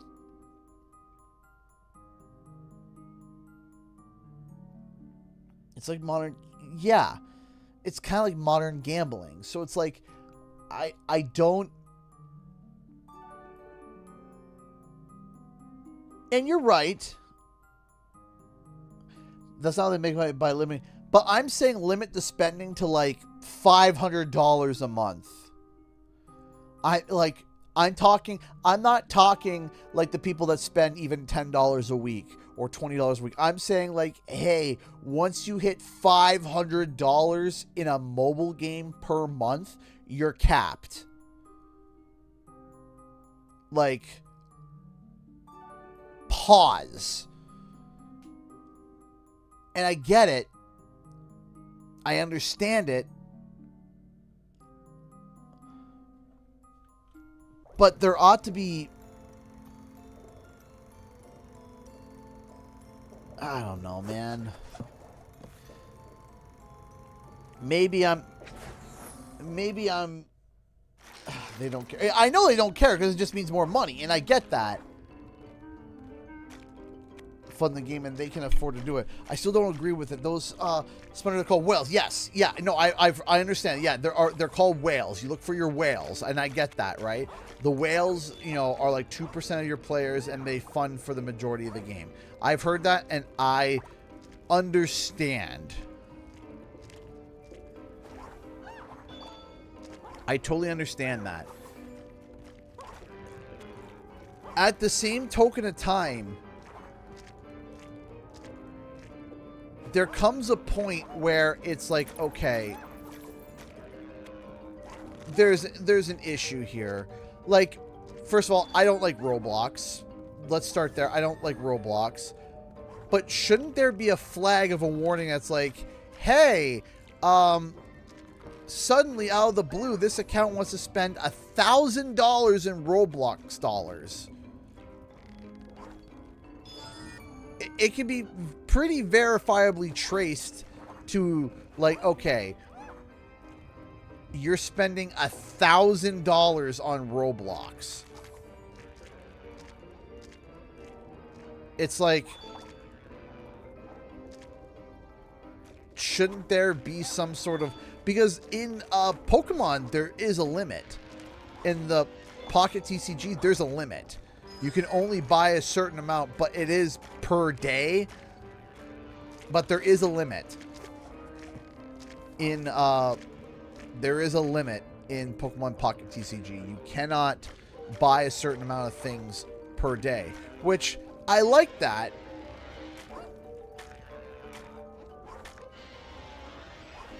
I think that that's a good idea. I don't.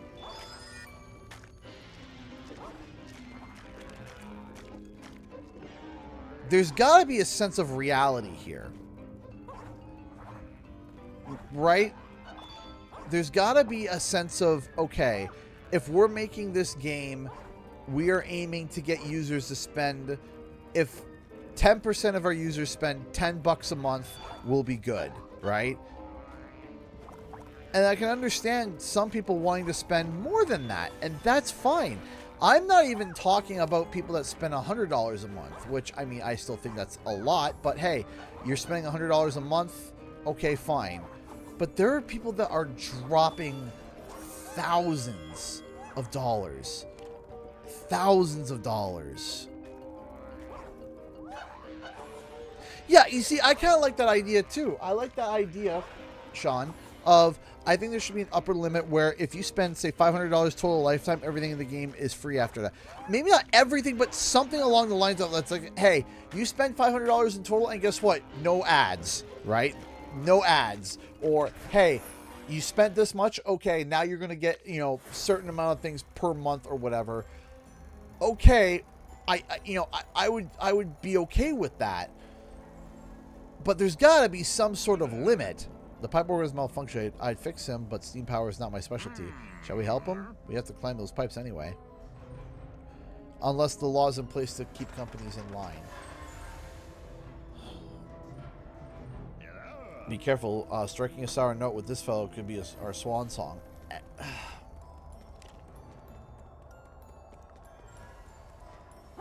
The big thing to me is... Will you help me?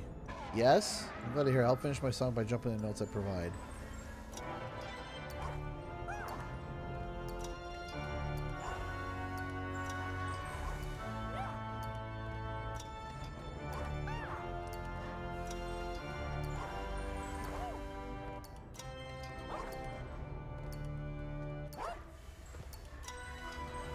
Jeez, almost missed that one. Thank you, but you're really take this pin and throw it. Is that it? Where you can go through the mound to get a skill point for gliding too. It's pointless, but kind of funny. Yeah, it is fun. The path is clear. We can head on up. Is that it?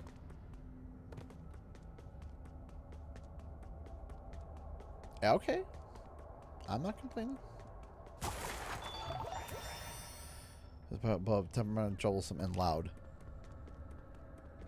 Got involved. As much as I hate predatory gameplay, I want the government out of gaming as much as possible. That I agree with too.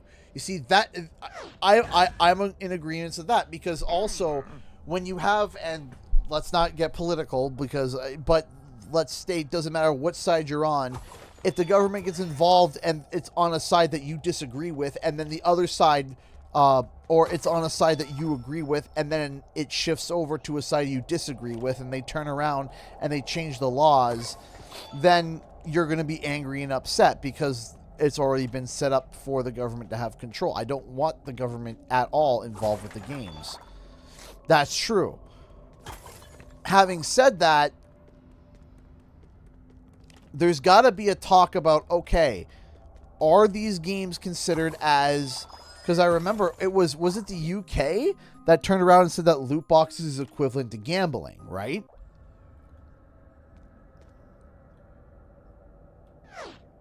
Was it the UK that got that law going? Where they're like, hey, you know, these loot boxes are basically gambling.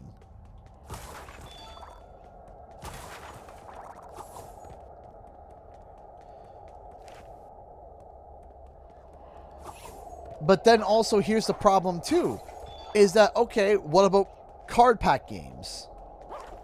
Like Pokemon, right? If you crack open a pack of cards, what's the difference between a loot box and cracking open a pack of cards? Right? So then in applications where it makes sense to have loot box systems that make sense for the game because it reflects what it's like in real life.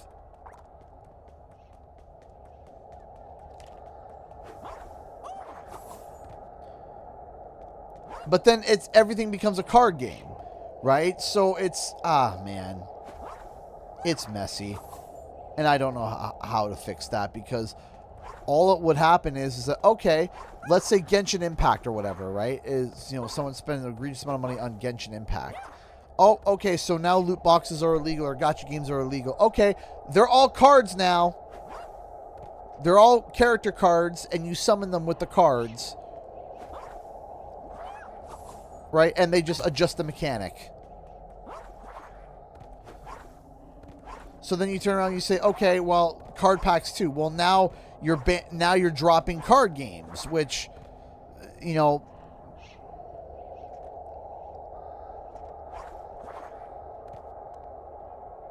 would be better pull rates. But are we really going to have a section of the government sit there and determine what's a good pull rate and what isn't a good pull rate?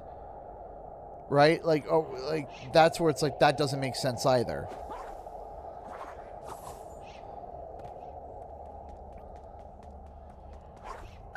It's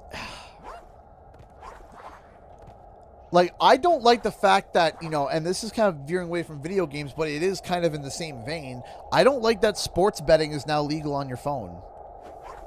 Right?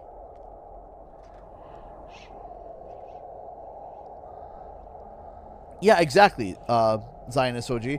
I feel like the biggest issue is people spending outside their means. There was this guy I used to play Yu-Gi-Oh! With who'd spend more money on cards than on someone than food. Yeah, exactly, and it's crazy, right? And I remember, do we remember back in the day, my wife unfortunately has some stories about something similar about this. But Farmville, right?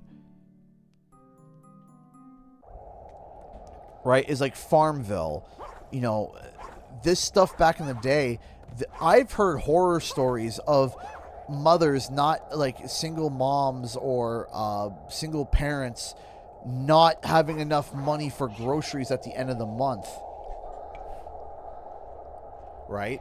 Like they didn't have enough money to spend on food for their kids because they spent it on Farmville.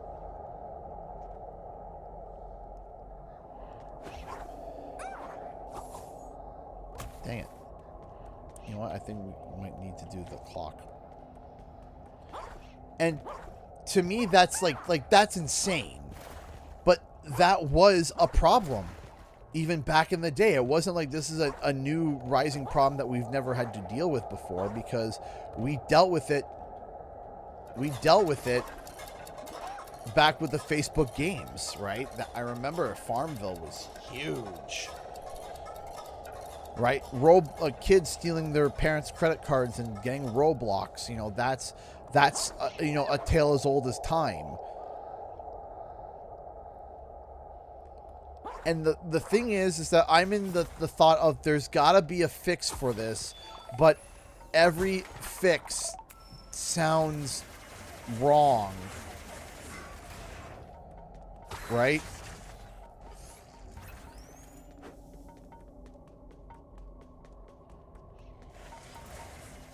Oh yeah, and the sports betting, I hate it, because the thing is that when you introduce, okay.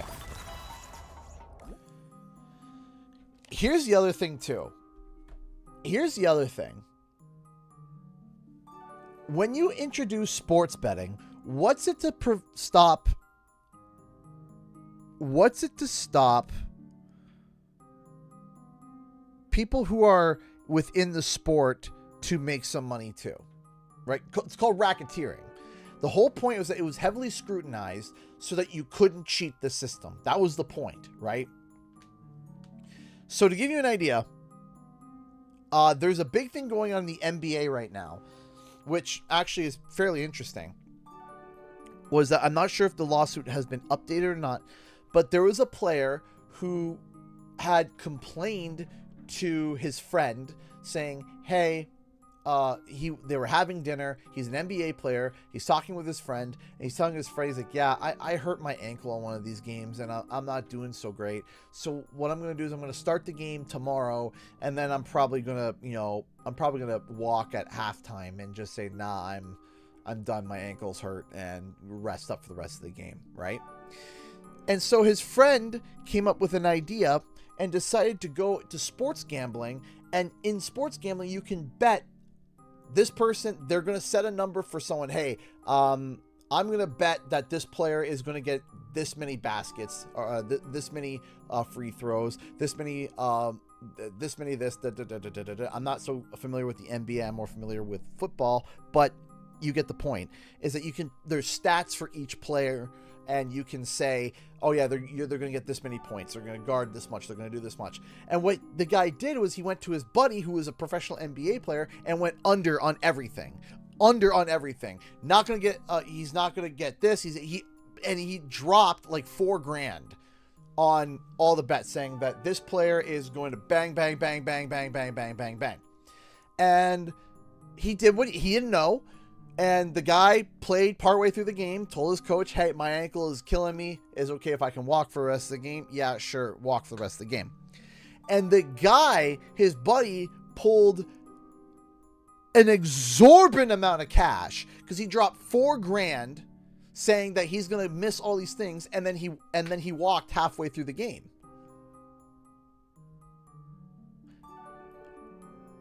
And so this was a problem with MLB, because what was happening was that the pitcher was saying, hey, the first ball you can bet on whether or not the first pitch is going to be a ball or a strike or whatever, right?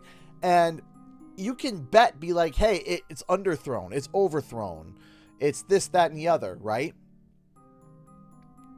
Isn't that inside trade? That's racketeering. Inside trading is when you're dealing with stocks, where you're like, hey, we're about, you know, inside trading is like, hey, this company is about to liquidate their stocks because they're not doing well, and someone turns around and they bet against it, or they have stock in it and they sell everything. They wipe their stock on that before it blows up, right? That's inside trading. Racketeering is when you are basically cheating the casino or cheating the system, right? And it's a big thing now. It's a big problem. And it's been happening now for college football, regular football, and now people are accusing of when something goes wrong, the first thing people are accusing of, oh, it's racketeering, and oh, it's the sports bets, oh, it's the this, oh, it's the that, right? There was a shady one that happened. There was a really shady one that happened. It was for football.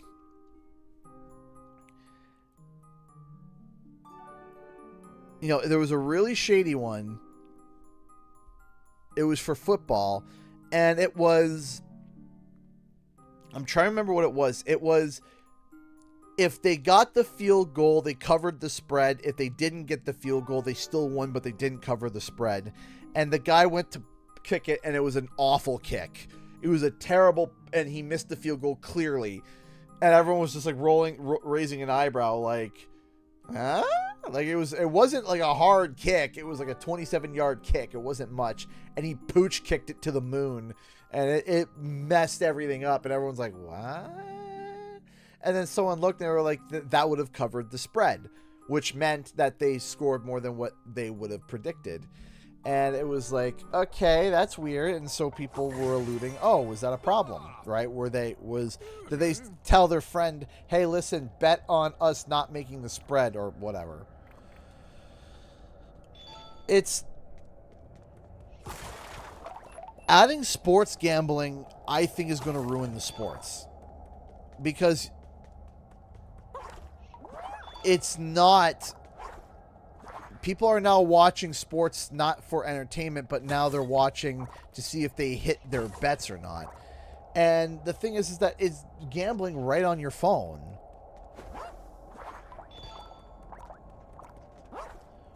Man, let me tell you one that I also don't get. And this is just, to me, I genuinely don't get it. People that play slots on their phone, like casino slots. Like slots already is notorious for being some of the worst odds ever, right?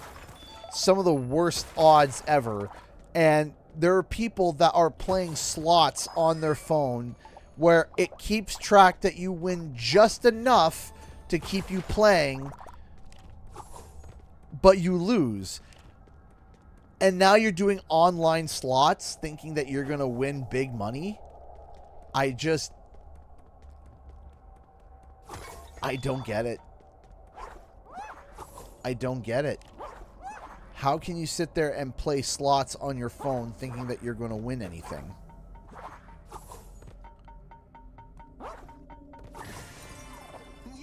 You risk me for that. You have my gratitude. I'll let you know. I may be small, but I pack a tremendous punch. For a small mess, I will strike a blow against the Mad Doctor for you. Okay. Sure. Punch the Mad Doctor right in the face. You know, slots is terrible. And people are playing slots on their phones, and they're like, oh, yeah, I got to refill. I knew someone that was like, oh, yeah, I got to refill my phone for my slots, and I looked at them and I was like, what?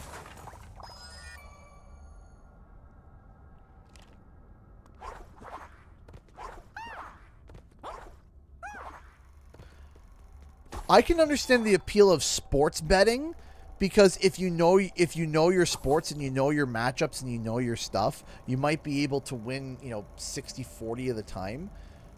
But beyond that, it's kind of like, what are you doing, man? Beyond that, it's kind of like, I don't get it. I don't get it's been well noted. I can understand someone maybe playing poker. I can understand people playing blackjack. I can understand those types of games and people, wanting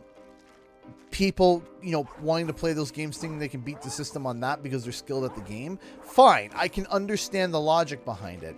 But the idea of like, let's play roulette. Why? Why on earth would you want to play roulette? Hey, let's play these games where, you know, the cards are stacked against you. Also, I don't understand when it comes to blackjack, they're like, oh yeah, you're counting cards and they kick you out. And I'm like, well, I don't understand that. Because that's a skill. That's hard to do. And they kick you out. Like, there's been noted things all the time where it's like, oh yeah, they got kicked out of the casino for counting cards as if that's an illegal thing. And I'm like, well, isn't that just smart? I don't understand what the problem is with knowing how to count cards.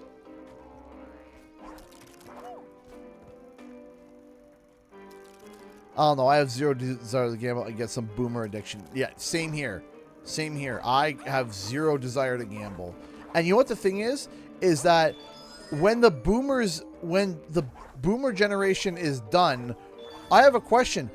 These casinos, these massive casinos that have built their entire livelihood on these elderly people going slot machine, big shiny slot machine. What happens when they die?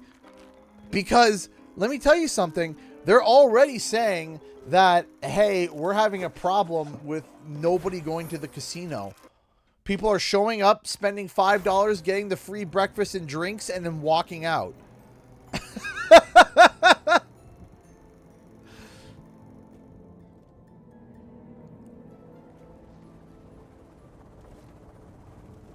Hi, you are persistent, but there is no way you will make it through this attic.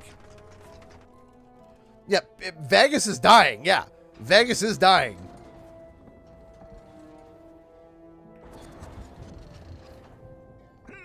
Mad Doctor sailed the trucks through the attic. All right, I think those generators are producing beetleworks. With these machines, you'll be able to create an endless army. Unless you stop generators from making beetleworks, we can't get to the Mad Doctor. We can thin the door's eye to jam the machine, but I'm wondering what would happen if we use the tracks to our advantage. Why not both? As promised, Gremlin Stuffus will now deliver. Watch as I reduce Beetle Generator to a useless hunk.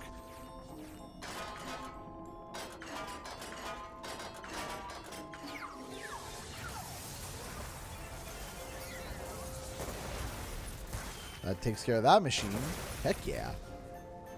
See that, Doc? Mickey can't be stopped when he's on a roll. Stop calling me Doc. I'll find a way to stop you, Mickey. 2 more Beetleworks generators left. So just letting you guys know, I think after this boss fight, I'm going to wrap up the stream. I think it's just for a good time. Good time for wrapping it up. Yeah, I don't get it. I don't understand.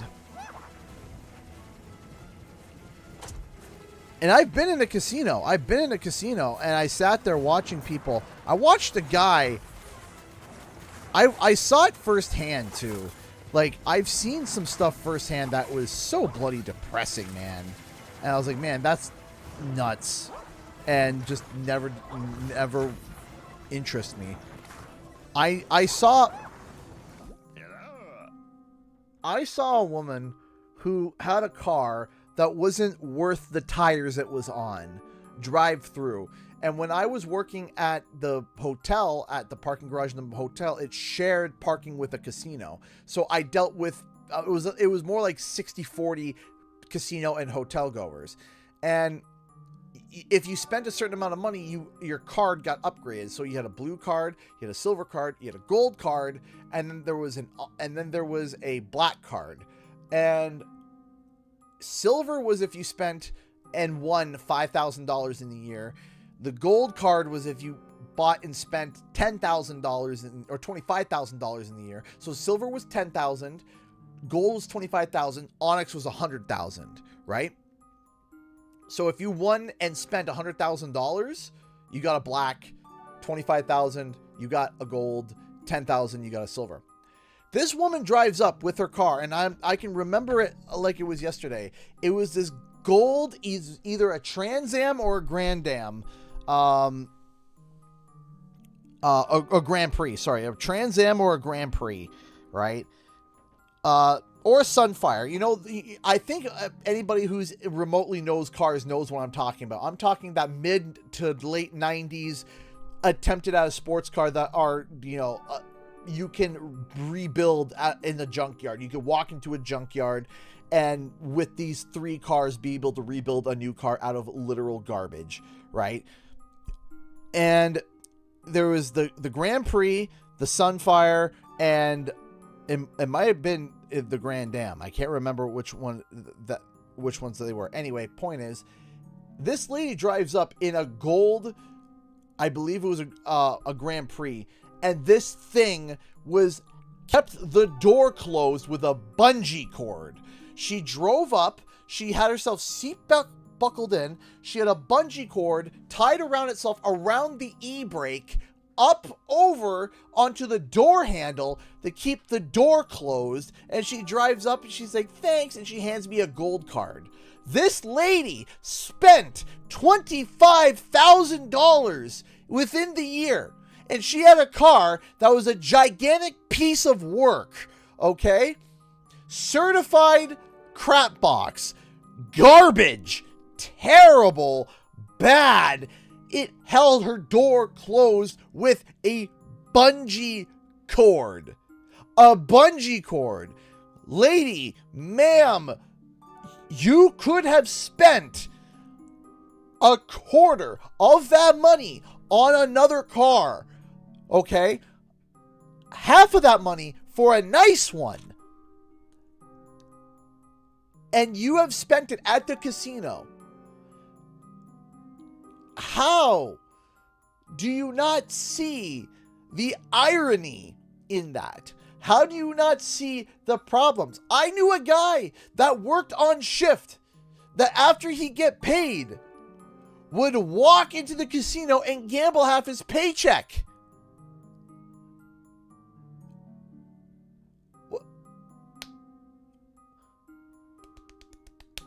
Ma'am, sir, everybody, what are you doing? How are you? That's crazy. Yeah, a bungee cord. I couldn't make it up. She was a regular. She was a regular. She would show up nearly every day. Drive up in this garbage. Again, Sunfire, Grand Prix. It was, this thing was rattling. Like, I looked in the one point when she was driving past, all the lights were on. All of them. All of them were on. It was a Christmas tree, okay? It was celebrating all the holidays, and even ones you didn't know. All lit up, okay? The thing, you could hear her coming 2 floors up, because you're rattle, rattle, rattle, rattle, rattle, rattle, rattle, rattle, rattle, rattle, rattle, rattle, rattle, rattle. Like, you could hear it coming down the parking garage. You could hear it coming. And I'm like, what? And I knew here she comes. Here she comes. Turns the corner. Hey. And she's like, ooh, I made some money today. And I almost, are you going to put in your car?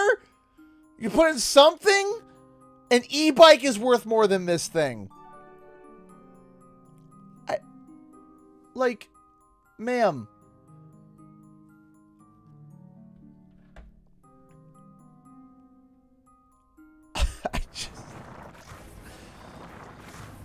Like, not to sound like a boomer here, and I'm going to sound like a total, like, you know, boomer. It's a sickness! How can it not be?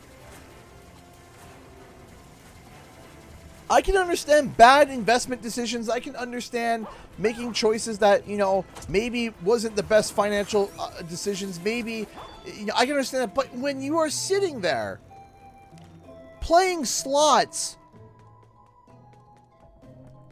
and your car isn't worth the tires that they're on, and your decision is, let's go gambling. Huh?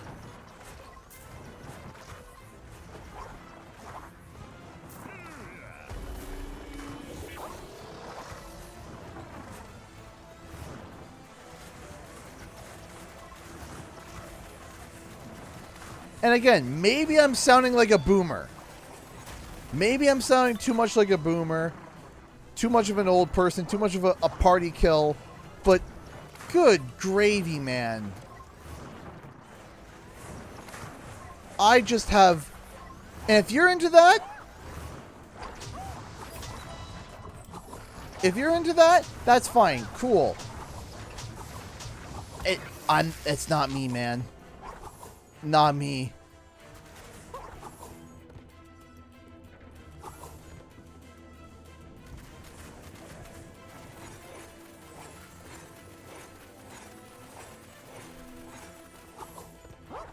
Do I have to run away and get you to reload or something, or what?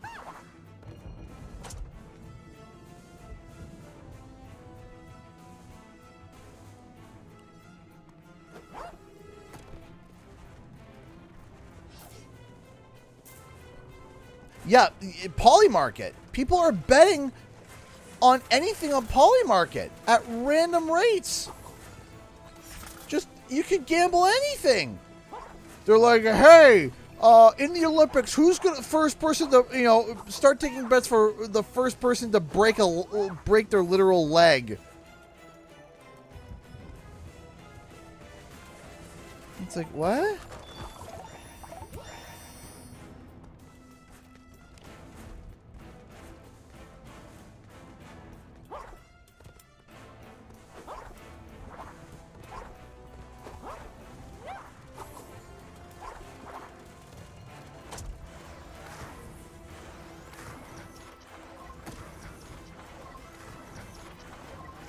I just gotta figure this out here.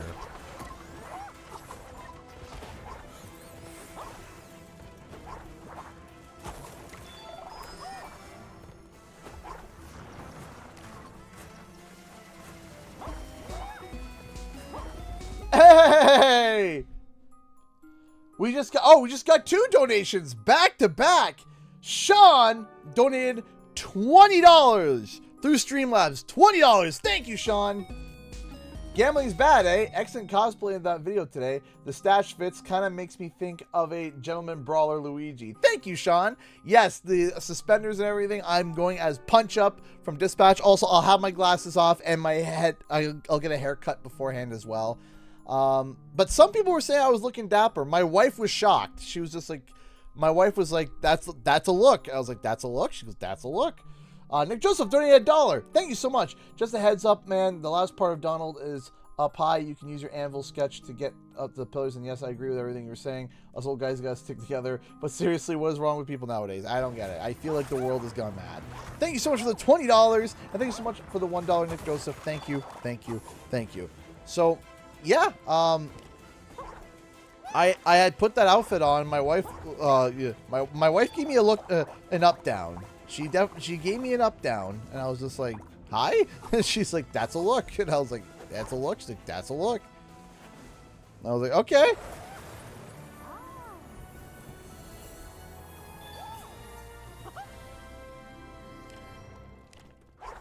I think the mustache gives it like an the old timey, you know, the old timey feel.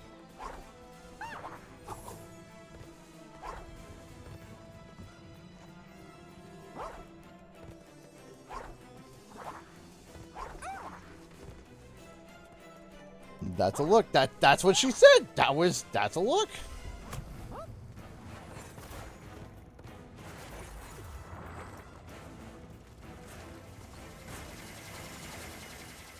Okay. So I think we're gonna go with it. Nope, nope, nope.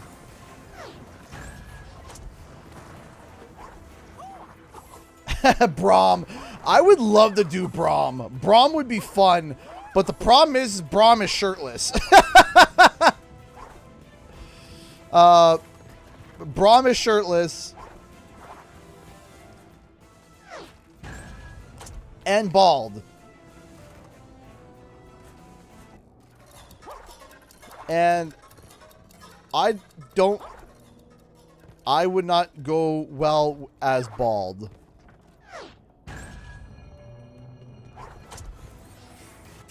Who's Braum? He's from League. He is a Braum is from League. He is basically an Icelandic mountain man.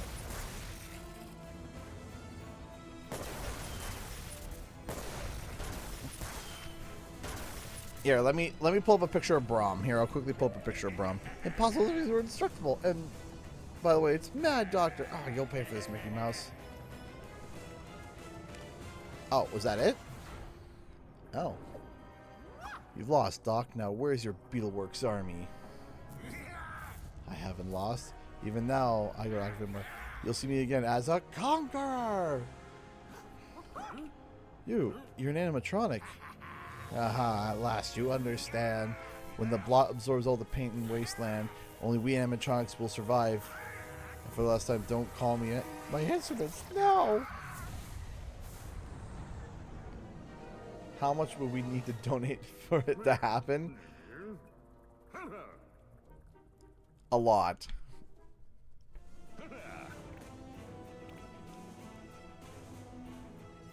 Hold on a second.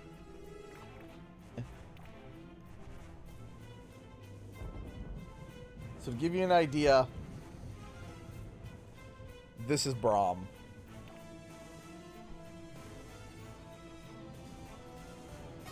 And I love playing Braum. Braum's a lot of fun to play. But I would have to shave the head. I would have to do a lot.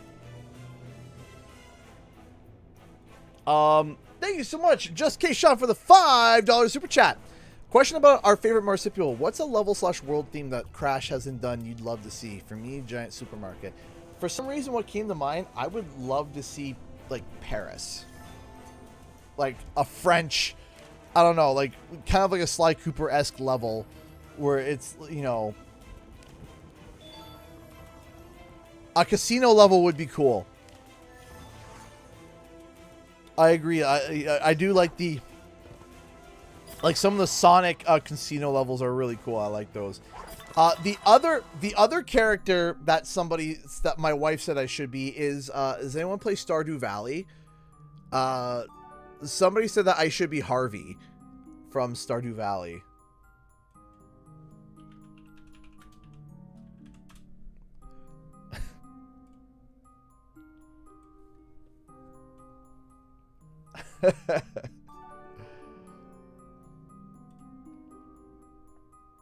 That's another idea that I was told, that I should be Harvey from Stardew Valley.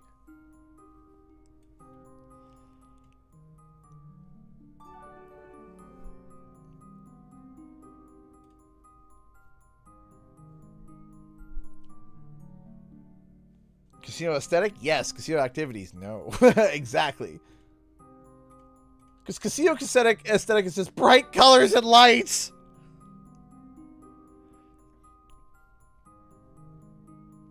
Bro, that's literally you.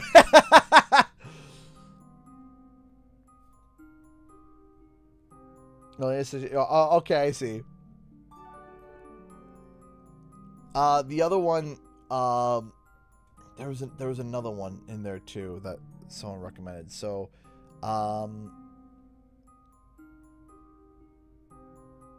yeah, so it was Harvey from Stardew Valley.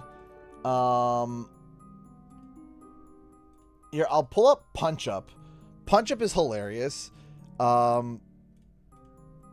It is not I cannot recommend Dispatch for the young audiences. Dispatch is very, very, very much a mature game in all the ways, in every way imaginable. But Punch Up is the guy that I'm going to be cosplaying as. He's 3'3", the world's smallest strongman, and he is hilarious. And there's a reason why he's called Punch Up. Not just because he's short, but he has a specialized technique to be able to take people out real easily. And, you know, imagine what somebody who's short and 3'3" could do by punching up where they would hit. He's specialized in that. And it's actually voiced by Jacksepticeye, which I think is hilarious. And Dispatch was also very popular this year. So I'm hoping, I am hoping to be able to get recognized a little bit at PAX, even just beyond being CG, but for being Punch Up. And I'm excited for that. So, okay, we're gonna come back later and collect all this stuff from here later. We're gonna go over the Q&R now. So if you guys got any questions, please fire them away, and I will try my best to answer them. I don't got my phone on me, so we'll cut it off at 11 o'clock. It is currently 10:43, so we'll get 17 minutes. But yeah, I really do. I think that I fit the character, like just the build and everything, because of course I'd be walking around without my glasses, right? And having the mustache is something that is really something that I think is kind of like core to that.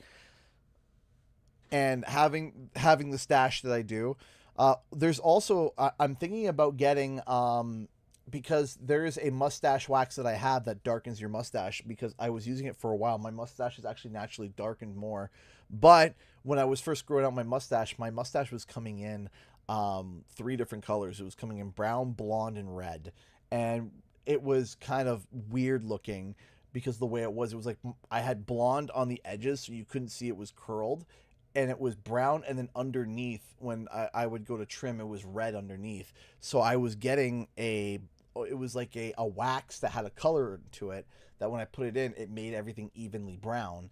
So I also found one that's the same brand, but for black, which is what Punch Up's mustache is. I don't know if I would do black, because if any of it gets on your cheeks or whatever, it makes it look dirty. It makes it, because it's the wax. Because if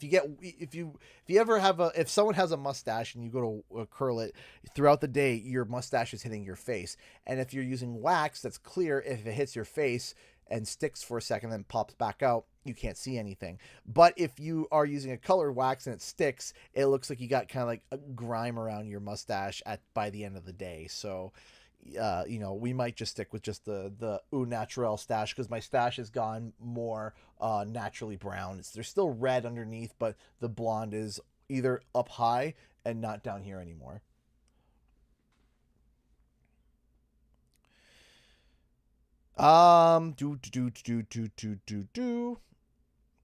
Favorite fictional character crush. I'll tell you one. When I was a kid, was Tifa. When I was a kid, I think Tifa was one of them. That was yeah. As a kid, Tifa.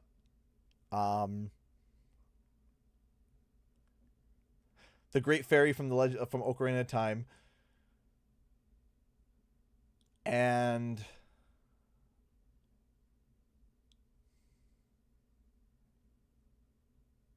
trying to think. Having a hard time thinking about that right now. Those are the 2 that jump out to me immediately.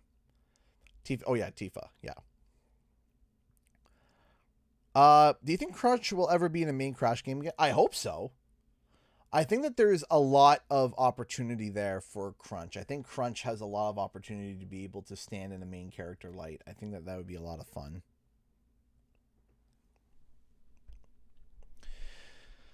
Would you make a video similar to your once for Spyro 4, but for CTR 2? I kind of did do something like that, but I did it years ago. So it might be time for me, because I have to realize, I'm like, yeah, I did something like that already. And I look back, I was like, oh yeah, back in 2021, and it's now 2026. I think for me, I always think to myself, oh yeah, I can't go back and like remake any of my videos, which is kind of like you're allowed to go back, take a look at some of your older videos, and make it again, but make it better. Some of the more evergreen ones, because again, I was like, oh yeah, I'm not so sure if I should, you know, oh, should I do that? And it's like, well, if no one's watching the video anymore, we can try. You can go back and make it again, but make it better, right? Roxanne from a Goofy movie. That makes sense.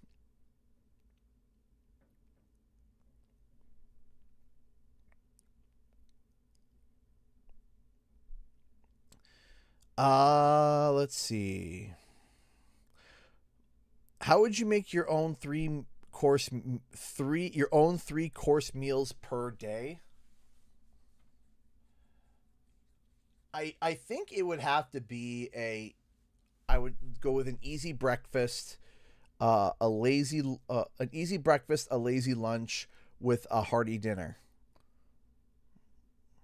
Any plans on bringing back the Triple R videos? I want to. I want to go back to Triple R because you're not the only person. There's a few. One of my moderators specifically calls out me wanting to bring back Triple R all the time. Not saying any names, Caroline. No, but that's not a slight. That's not an insult. It's a thing that a lot of people really enjoyed, and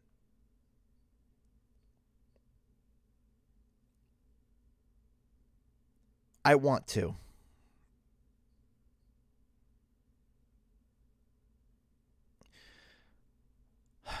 I want to bring back Triple R really bad. I do.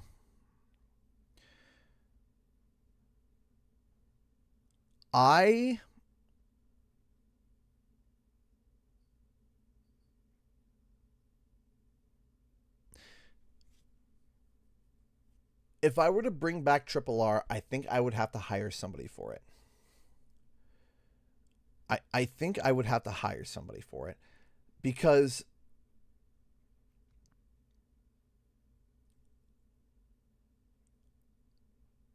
I would have to hire somebody for it because I would need to be able to keep on a consistent schedule and it would have to hit a certain bar of quality.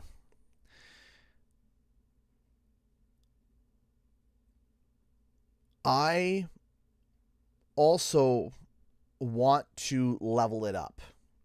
I want to level it up. I want to increase its quality. I want to bump it up more than just one of my videos. I want to make it better. I want to make it. I really want to make it good.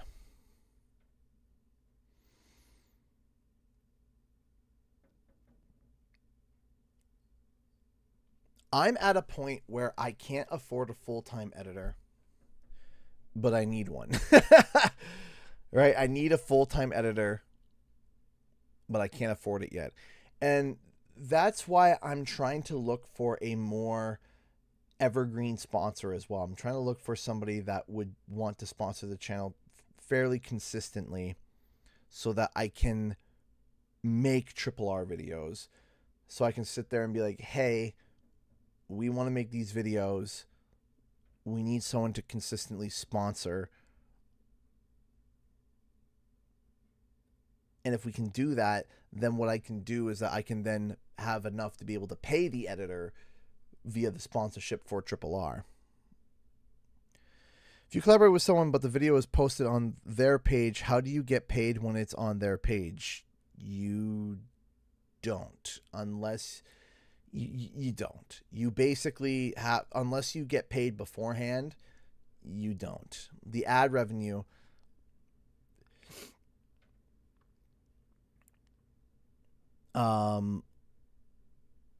the ad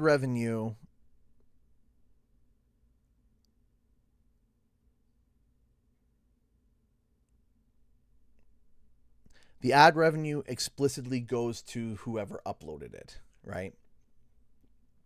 So whoever uploaded the main video gets the ad revenue. You would have to agree beforehand on a collaboration. You would have to agree on a collaboration beforehand and an amount flatly paid beforehand to be able to actually do that. So if you do a collab, the person who uploads the video is the one who's earning the money, right? And sometimes it's fine, sometimes it's not. Any creator you would want to collab with again or for the first time? Because here's the thing, is that I've collabed with Miharu twice, I believe. Twice now? Yeah, I believe I've collabed with Miharu twice now. I've collabed with Miharu. I've collabed with a number of, with Wumpa Lewis, Crystal Fissure, a few times over on his channel. I'm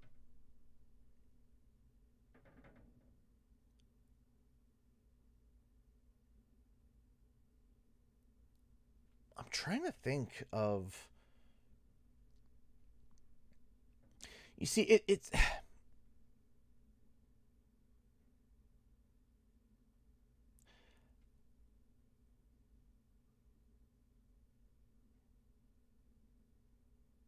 I wouldn't mind collabing with, like, Ant Dude. I think that would be cool. I think Ant Dude.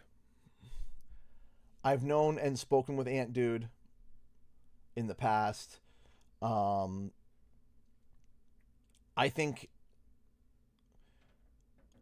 Ant Dude is not out of reason.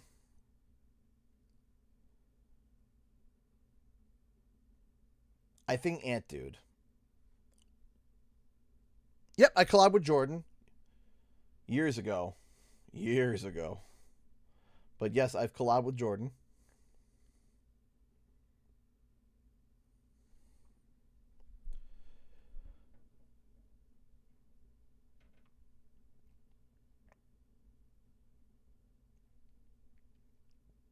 Where they post two similar videos that complement each other. Yeah. You see, I wouldn't mind collabing with Deo, but the only way for it to be relatedly entertaining is him watching me suck at trying to speed run.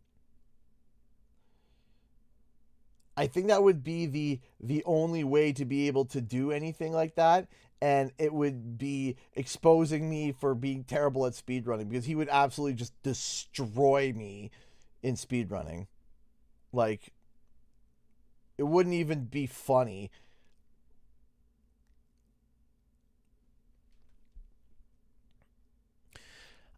The problem with me and Caddy is I feel like I like Caddy, but I feel like our styles are so distant. It's kind of hard for us to be able to make something where I would be able to add anything to his entertainment. You know, it's hard. I like Caddy. No, it's not because he's British. No, I like Caddy. I just don't know how it would work.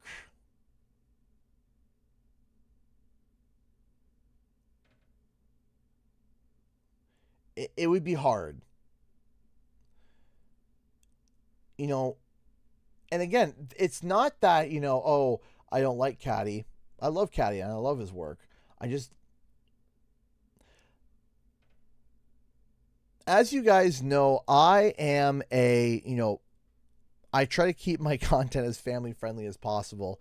And there's many reasons for that. But one of those reasons is because I have 4 kids that actually do watch my content, right? And that's one of the inspirations, is knowing that that my kids do watch my content. They do, which is funny. Anto, would be cool for you to collab. Have you ever talked with Nitro Rad? I have not spoken with Nitro Rad, but there was at one point we were trying to get a collab set up between me and Brady. That fell through on my part. Not his part, my part. Because we started to do something together, and we kind of started scripting something, and then I got distracted. He got and he, actually, I can't even say what happened on his end. I got distracted. I didn't follow up. He didn't follow up with me, which he didn't need to. It should have been me following up with him. I didn't follow up with him because I got distracted with another project, and it didn't work out. So I'm not the best person for collabs because I do have a tendency to get distracted, and when a project starts taking too long, it starts slowing down. That's why sometimes I have to really sit down and focus, right?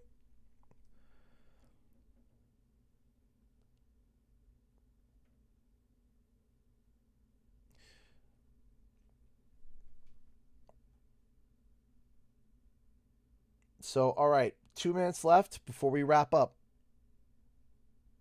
If you guys have any questions.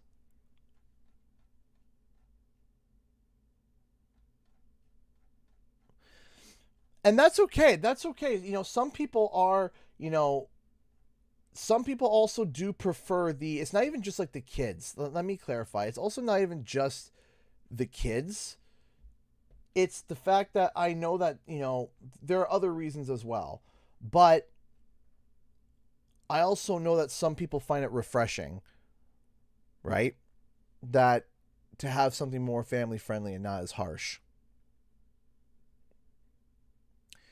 Would you ever host for fun Pokemon TCG tournament / event stream on my phone? Maybe. Also, I saw your question earlier. Right now, my go-to deck, I have two go-to decks right now. Currently, the one that I have, which I call All Reliable, is my it's a fire deck. Which one is it again? It's not my Charizard deck. And it's not my Blaziken deck either. I was using Incineroar for a while. My Incineroar deck, I was using that for a while. I have an Entei, and I don't know why I'm drawing a blank here. No, it's my Entei and Mega Charizard deck. So I have an Entei and Mega Charizard deck that I use. And right now I've been using a Earthworm and Golden Go deck.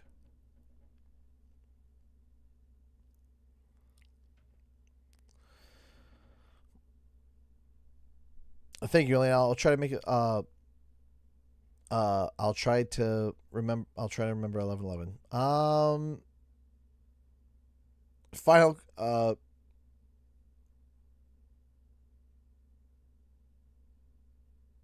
Final question. Favorite shoe, the left or the right one? I mean,